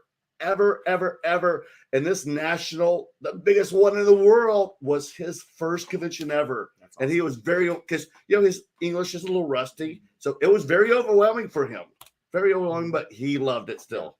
Yeah. So the support from everybody has been fantastic, and that's why we do this, folks. It makes you feel good. It gives you all tingly and warming. What's the guys for the wrestle white culture or whatever it is? They say warming your tum tum. Yeah. That's I got the British guy Simon from White Culture Wrestling. Okay. He goes, I'm a little warm in my tum tum. Okay. Guys who watch wrestling, you know what I'm talking about. I know. I need to get Dan onto watching that YouTube show. Yeah. So it's been a great experience dealing with that. right? And I think that if it was all haters, I wouldn't do this anymore. Right. And I think that for me, what I've realized that over the last month or so is I think the problem that we had early on is that we tried to go into communities. We tried to go into the sports community. We tried to go into the Marvel community, tried to go into the Star Wars community. And that's all right. Right. And try to go into these different communities, wrestling community, all these things. And it's hard because some of these communities of people are very tight knit and they don't always want outsiders to come in. They don't want people that go to shows and set up as vendors or whatever. They're very territorial with their hobby. Yes, they don't want people to talk about their stuff. No, that's what I find very odd. Yeah, like the Marvel community really hated the fact that I was in there, and they really gave me a lot of shit about that stuff. But here's what I realized along the way in our path to get to 100 episodes. I realized that we don't necessarily need to go into these communities. Okay. Because we jump from so many of them. We don't need to go into one and just stay there. Rather, we kind of build our own community. We kind of build our own community of followers and people that support us. All the 30, 40, 50 people that are in the live every week. All the same people that comment. All the same people that come up to us shows that we see on a regular basis. This is our community of members that we've built for us. Right. The curator army, the Merlin maniacs. This are the people that support us, and they come from all walks of life. Right. They come from all places. They have very much different interests, but for some reason, our personalities, our content resonates with them. Mm-hmm. So they support us, and they can relate to us. They can relate to each one of us. And our community is inclusive to everybody as long as you're not a rude. No, if you're not a hater. If you're not a hater. The only people I don't like are people who don't like other people. Right. So as long as you're not trying to start trouble, you're welcome into the community. And when I realized that, I kind of it dawned on me, and it kind of like a light bulb turned on. That's like, oh, okay. I don't need to try to infiltrate other communities. I don't need to be accepted by all these people that don't want me. I just start my own community, basically. This community that we have here, and I really think that is what Between Two Slabs is about. Definitely. Okay, the Between Two Slabs is about 50-something-year-old white guy from North Carolina. Exactly. Okay, a country boy living in Hollywood. Boy, okay, a 40-year-old Asian guy that's lived in California his whole life. Two dudes that are completely opposite. Former DJ, former raver, former porn producer, editor, former drug addict. No, I know. Dude, whoa, censor that. Okay. Hey, my girlfriend's parents are watching this. Okay.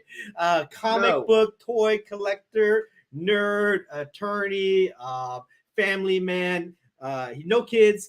I'm a family man. Completely. I'm good at my girl and dog. Okay. Completely opposite guys, but we have one common interest, which is cards, the hobby, collecting, and that has brought us together. That has kept us together for 2+ years, 100 episodes strong to this point, and created hundreds of memories, great opportunities, great friendship, everything like that. I think that is the heart. We have built a community together through our common interests of the hobby. And for that, I'm super appreciative. Yes, me as well. I'm very appreciative. And mostly this is where this is where I turn it back and throw it to you guys. Whoever's watching this live, right? Whoever's watching this on the playback, I'll tell you guys, it's really like we do this stuff for ourselves and for the opportunities, but really the only reason that we're allowed to do this is because of the support that we get from all the viewers and everybody that tunes in every week and supports us, everybody that leaves a comment, a like, a follow, a share. And that has never been more evident than this national, where so many people have come up to us to say, thank you, I follow you, I appreciate all your content, it makes me laugh, it entertains me. Right. Thank you. They shake our hands. Dude, I get hugs, man. They hug us. They take pictures of us. Hey, can I? I'm a hugger, guys. Can I get a selfie with you today? Unbelievable to me today. You're gonna say that? Okay, you say what I think you are. Two gentlemen. Yes, you are. Two gentlemen who I've never met before. Okay. Oh, you haven't? No, I've Oh, never wow. met those guys. Awesome. Two gentlemen, YOLO cards, and the other guy, I don't know his Oh, that's who Instagram. it was. Yeah. Yellow cards. Yeah, and the other guy is Mike. I don't know his Instagram name. Came to my table wearing the great curator PMG shirts. Yes. And they were black shirts with the PMG. Yes. And they were so proud of it. They just walked up. They didn't say anything. They just walked up smiling. And I looked up and I was like, what? What is going on here? You know, because where did they get them? I have a YouTube store. Well, why don't you shout it out? I don't know.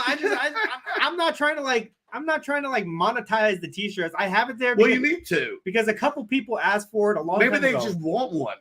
It's not about you making money. It's about them, the viewers wanting one. Well, I don't know. I mean, I don't expect people to want t-shirts. See, I didn't know. Maybe I want to buy one, Dan. The only reason I have that is because our friend Nicole, the soccer collector from Dallas, she's been asking for one for a while. There you go. I created a store for her to buy it. Yes, I saw her wearing one. And she did. She did. That was the show you weren't at. Yes, you were in Asia. She did wear it, and she would.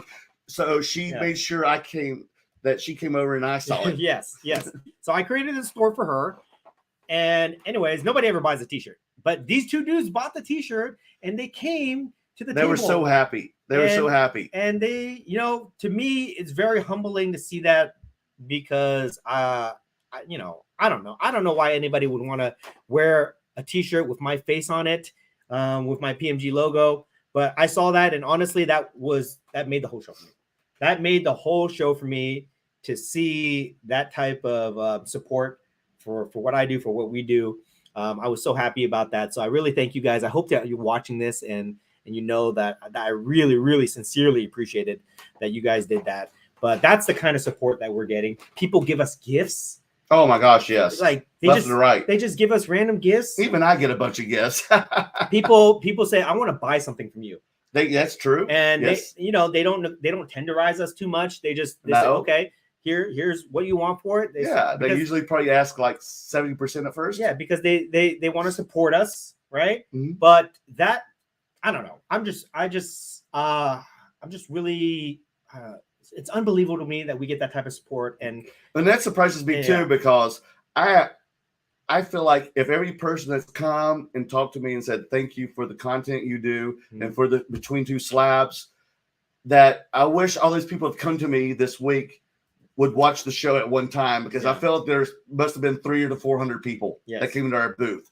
So I'm like, where are all these people? Are they incognito on YouTube? Well, where are they? Most of the people because they even start talking about the show, so I know they watched it. Where are they? Most of the people, I think, like maybe don't have accounts or something like that. Okay. Or not. They're not present on social media. Okay. You know what I mean? They're not active like us, but they support us, right? Because you think they watch the show after the live? Yes, because everybody I talk to, I say, hey, do we chat online? That's the first thing I always ask people. They DVR it pretty much. Yeah. And most people say, no, we don't chat. I just watch you.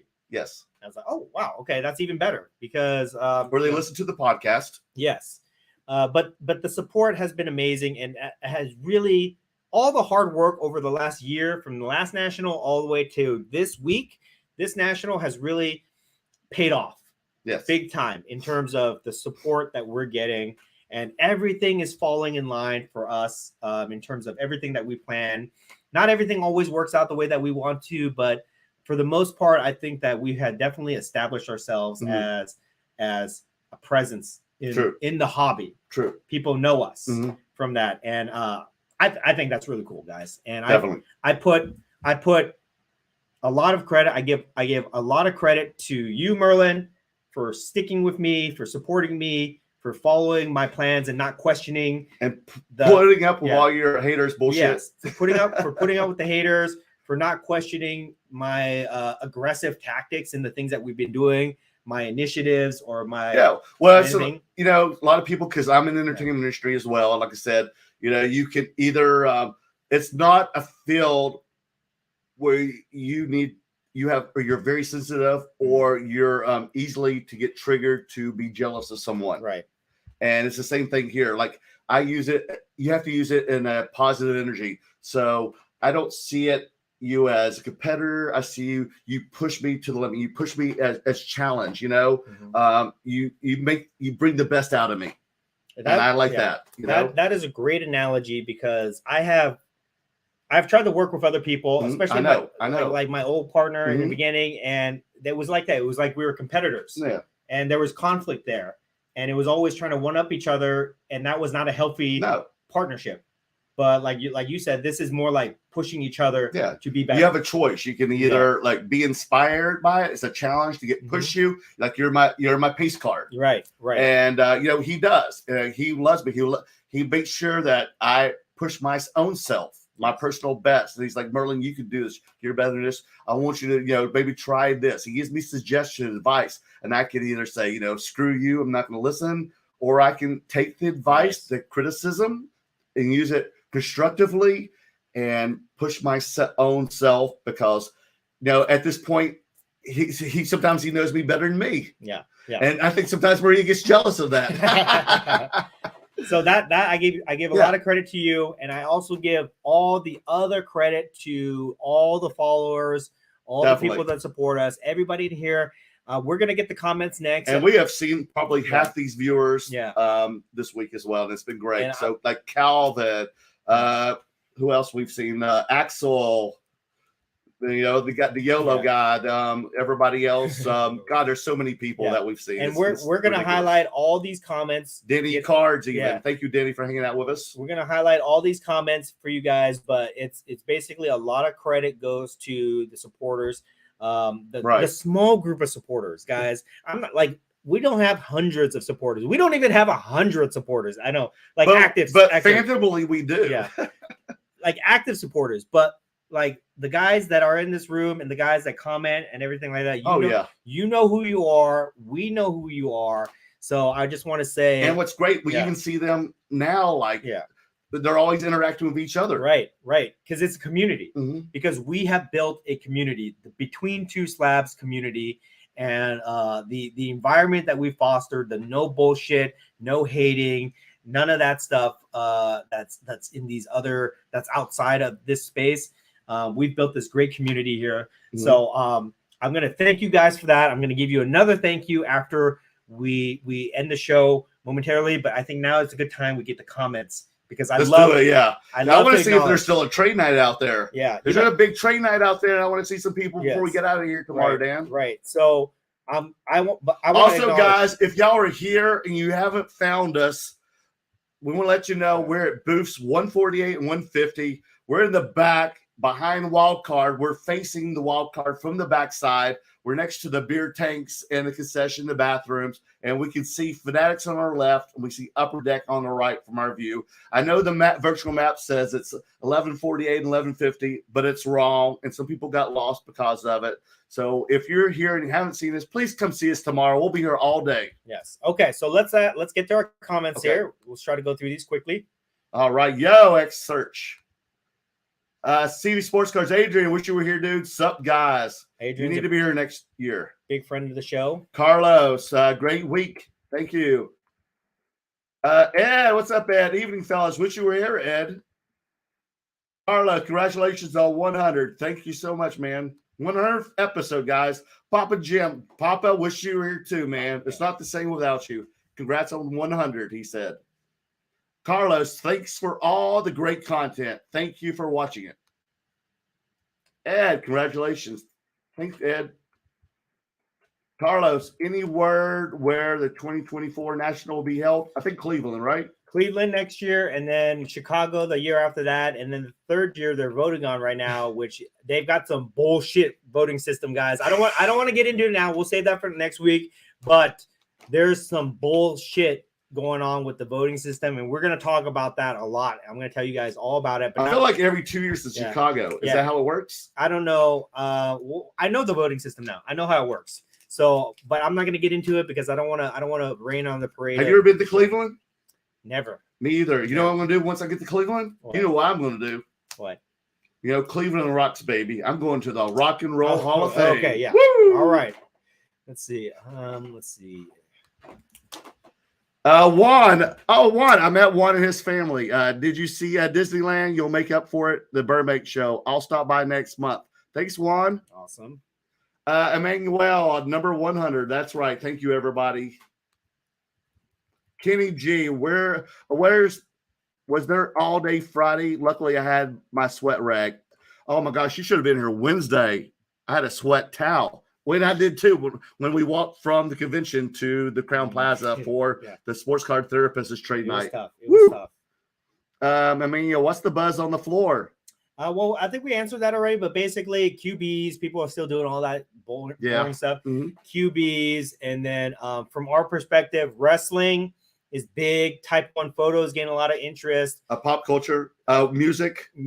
I sold all my Post Malone's. Yeah. I sold all my rookie, believe it or not, 91 Garth Brooks rookie cards. Music is very popular. Taylor Swift. Music is going to get a big push soon, guys. I have some insider information. Music is going to get a big push, and then K-pop cards.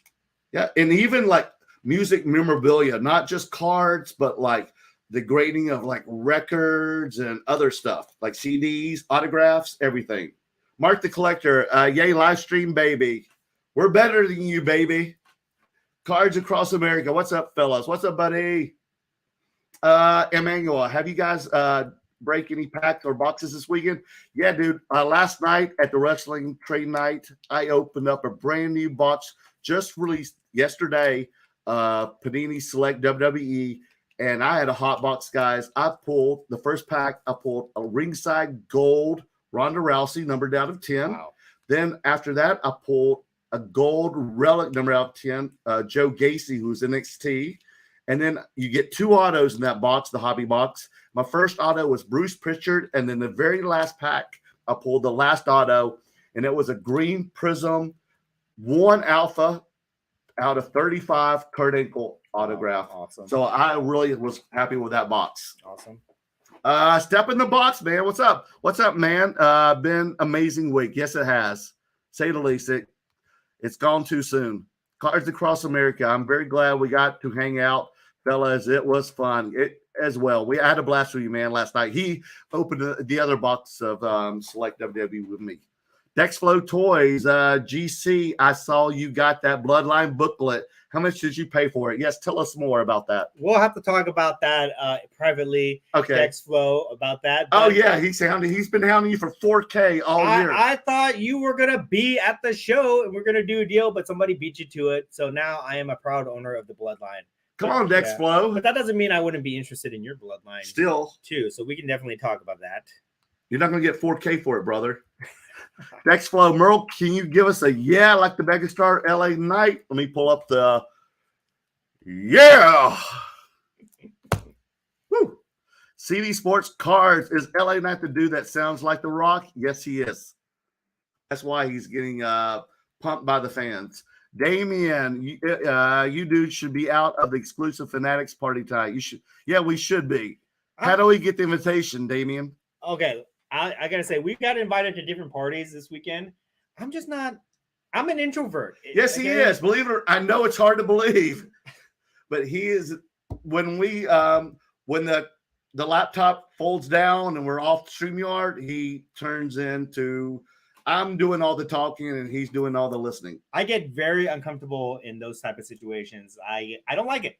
I'd rather just be doing card stuff. I'd rather be doing content where I'm just like, one-on-one or by myself. I don't like being in those environments. I don't like networking.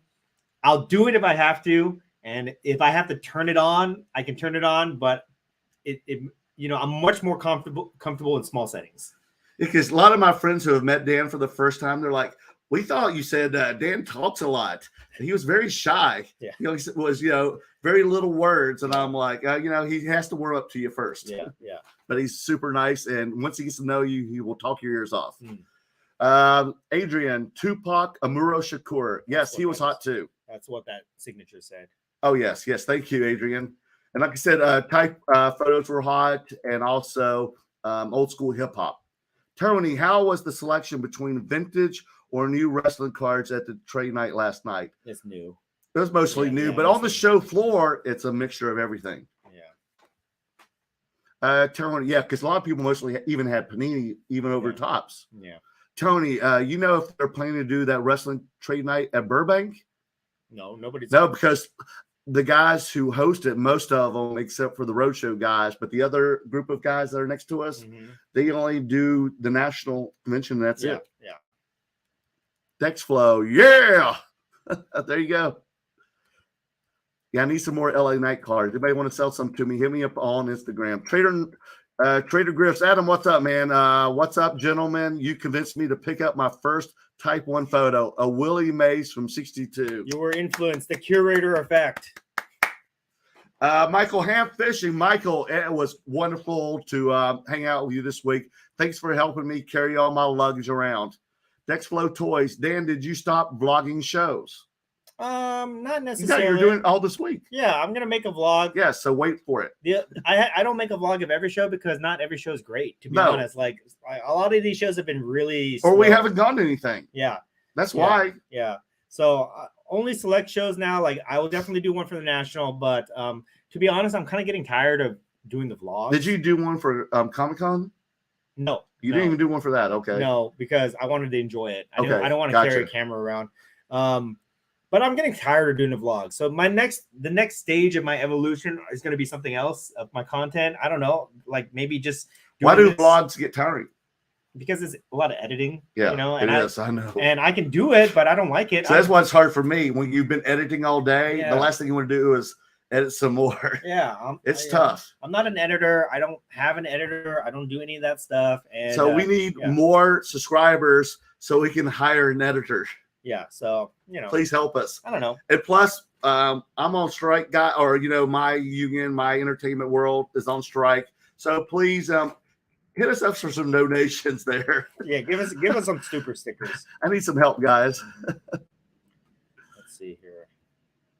We need some super stickers. Trader Griffs, 100 shows. Congratulations on that big milestone. Adam, are you coming to Burbank Card Show next month? Let us know. I assume you are, so let's hang out. The Sports Card Professor 7. Congratulations on episode 100. Are the Iced Tea Auto inserts in the 2-card set, or is it gas selling them separately?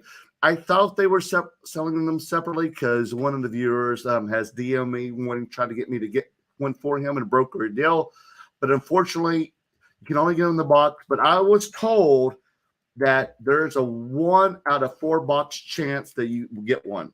Are you going to get any then? No. They told me a 1 in 9 chance to get a Arnold Schwarzenegger auto, and I bought 10, and I didn't get shit. Are you serious? Yes. Oh, I'm sorry. I really wanted that Arnold auto too, but yeah, fuck it. They owe you one. I know. The Sports Car Professor 7 again. Did you get to do the REA booth by ComC to see if they are displaying the Luke Skywalker PSA 10 1977 card 1? And it's funny you asked that because these are some of the people that stopped us and wanted to talk to us because Dan, is always promoting REA. And I told them, and then we started talking about our show, and they let us hang out our booth for an area, and they showed us all the stuff.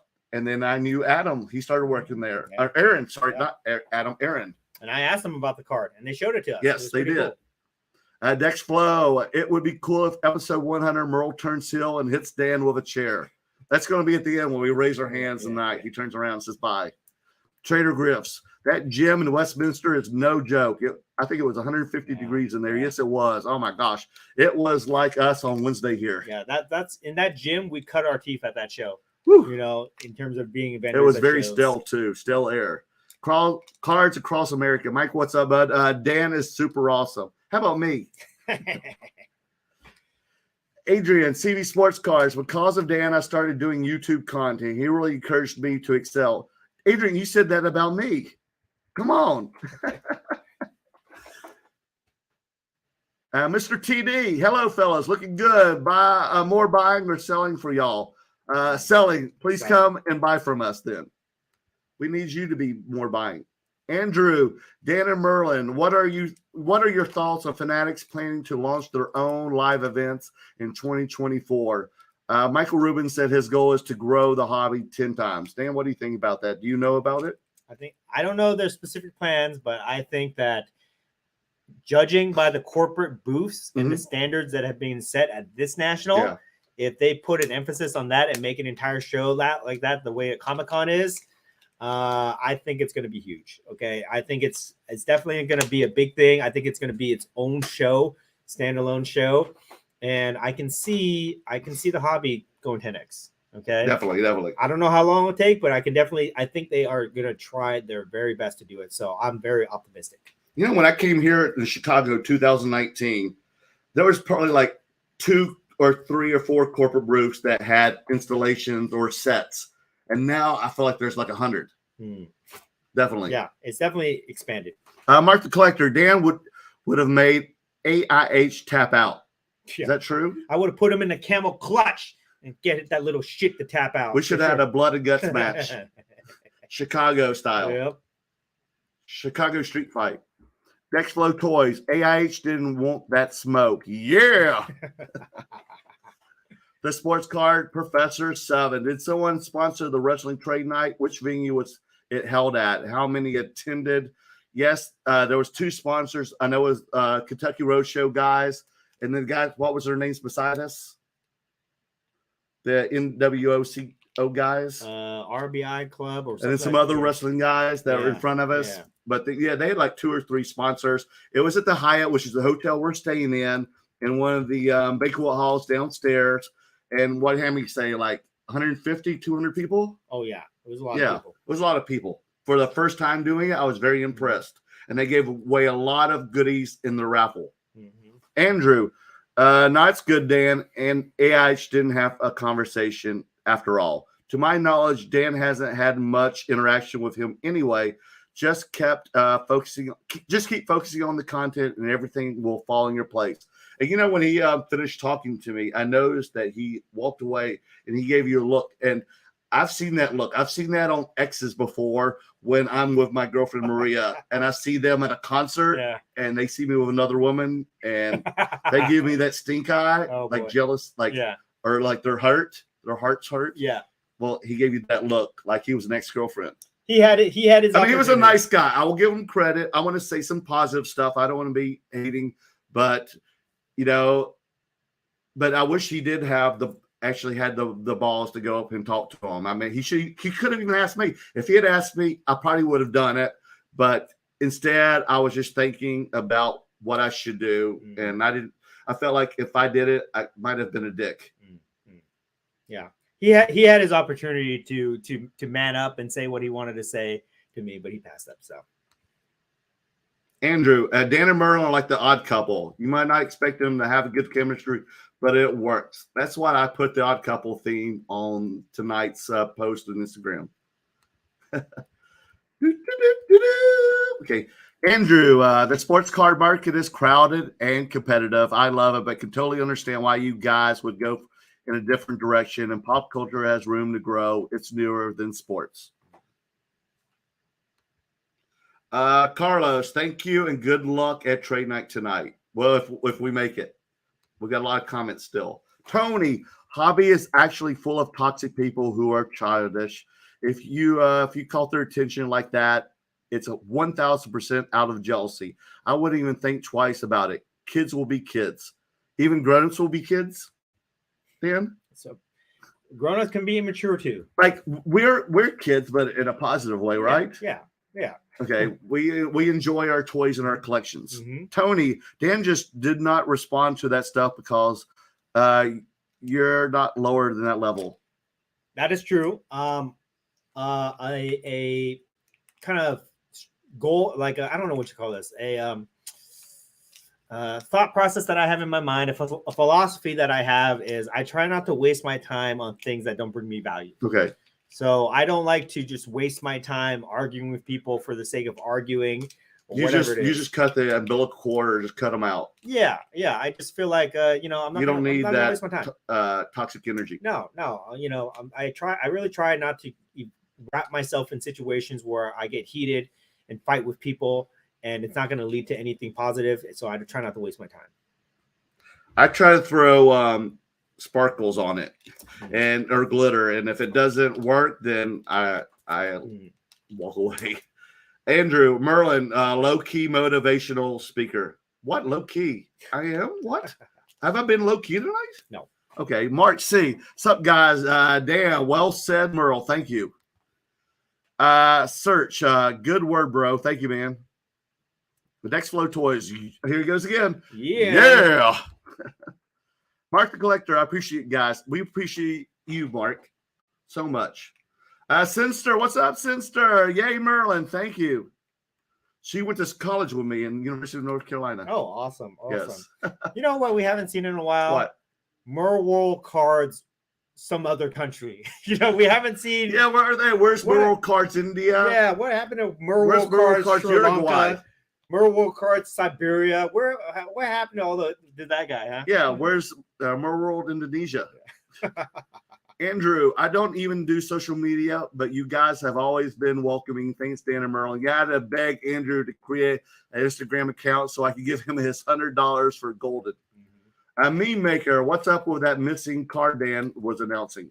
So what was this? Just real short. I don't want to get into it. I left my card. I left the card that I purchased, the Luke the Cardist 1 of 1, at the water cooler. The housekeeping people threw it away by accident. I freaked out. I called the hotel. They searched the trash and they found it for me. So it's my fault. Nobody stole it or anything like that. But I got the card back, so everything's good now. Okay. Yes.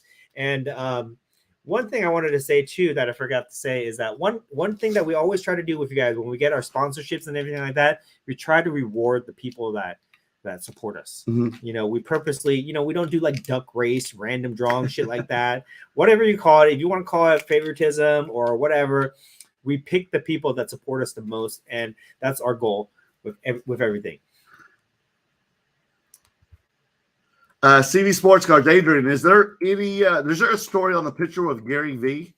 Well, basically, we're walking by the booth. People were asking. Oh, the photo that we had. People were asking to take photos with him, so we snuck in there. And it was the hour we were walking around the morning before the crowd got in. Yeah, we were snuck in there, and he was cool enough, and he let us. Basically, he took the photo for us, and we photobombed him. Yeah, so basically, guys, there's like a 1 hour window before VIP comes in. So from 8:30 to 9:30, it's the vendors back in setting up their displays at the booth.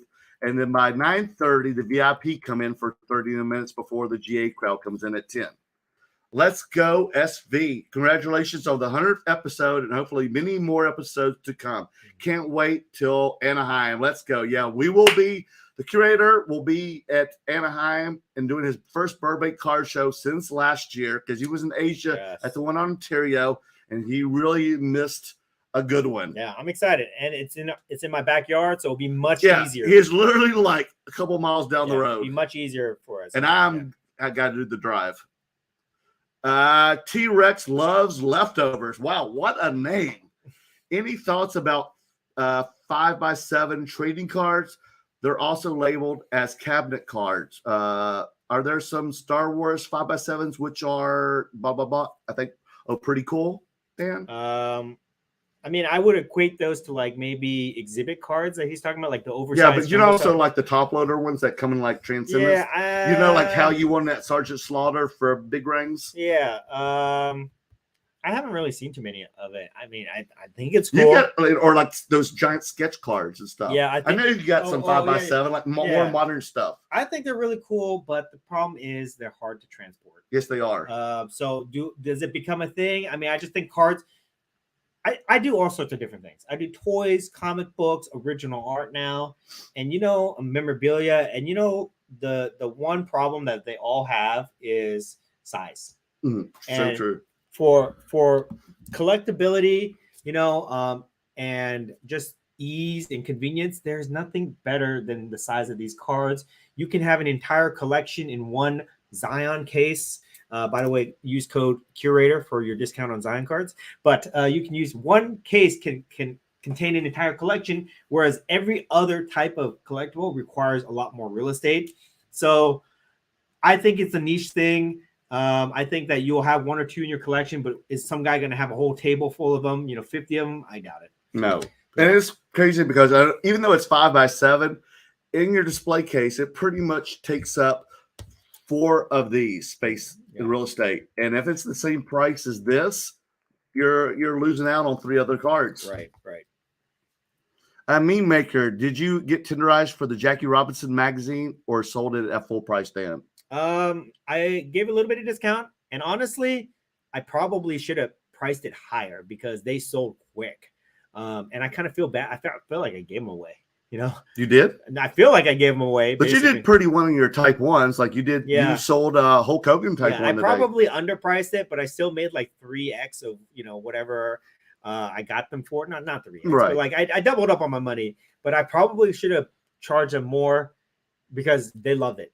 And but anyways, it proves my concept that these unique, rare, slab graded items that have great eye appeal that display well. That's the stuff that sells. So definitely. I'm happy. And that definitely had eye appeal. Yeah. That color was very bold. Yeah. And I don't have to take it home. So I'm happy. Yeah. Because it takes up a lot of space, like we said. Andrew Lee plans to travel to Asia. Yes. Well, we found out that there is going to be an Asian card show in Macau, China. That's where the casinos are. So is that all like casinos? Is like Vegas? Yeah, that's where like in the James Bond movies, they go to Macau.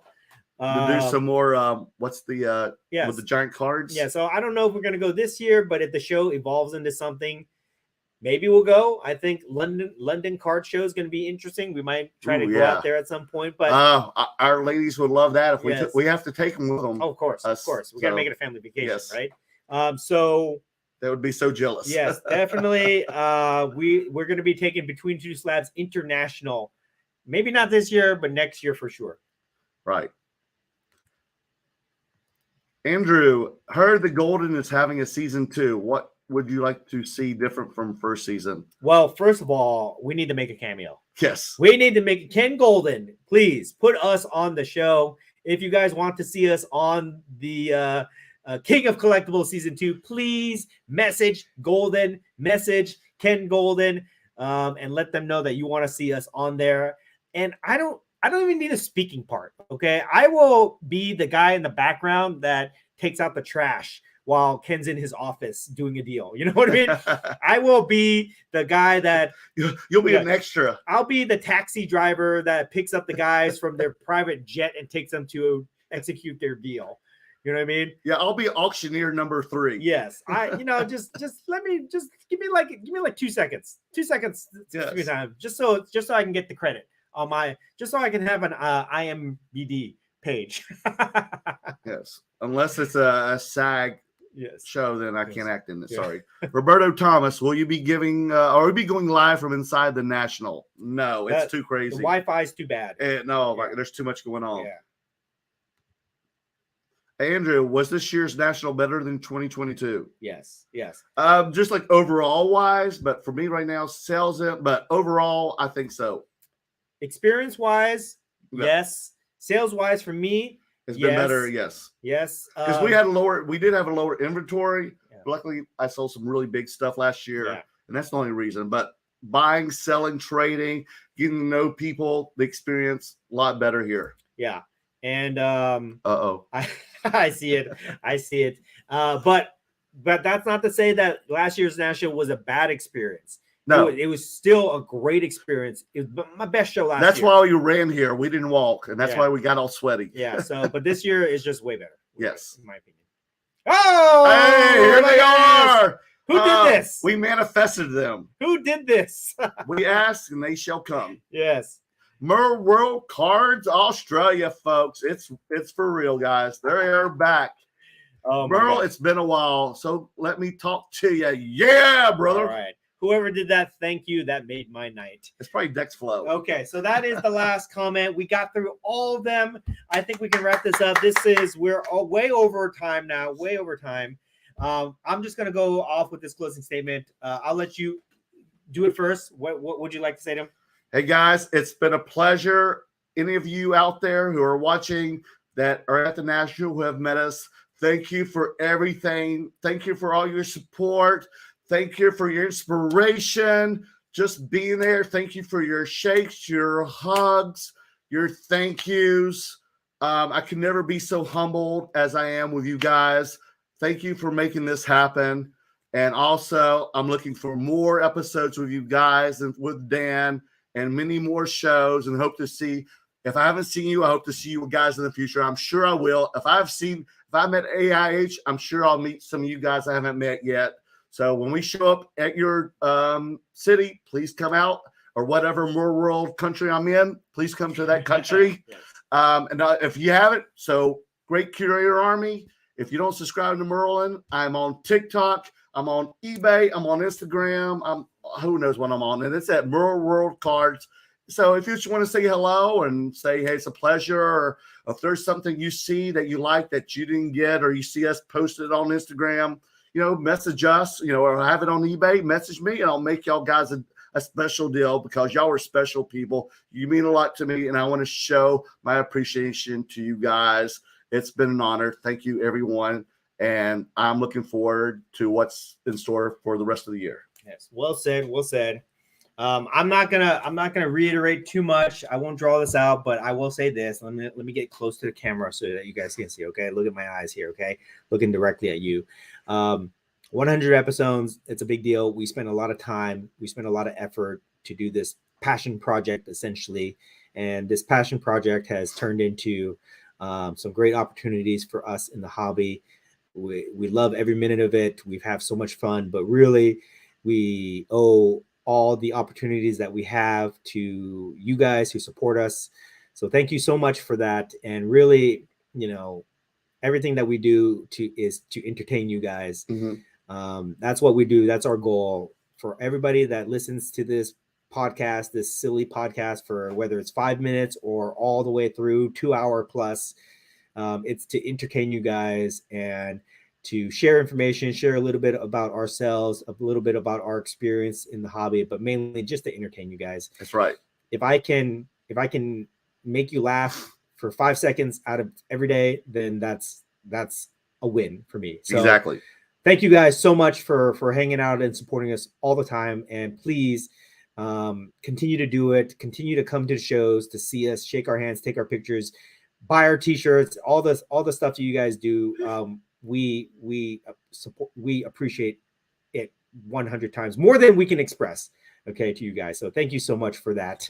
And with that, let me cue up the banner here. I'll say good night, and maybe we'll tenderize some people, see us on Instagram, and see if we can get one more deal. If not, one more day at the Nationals. So let's see if we can get those gold digging day deals tomorrow. And we'll be on Tuesday, right? Yes, Tuesday. For episode 101. Yes. See you guys.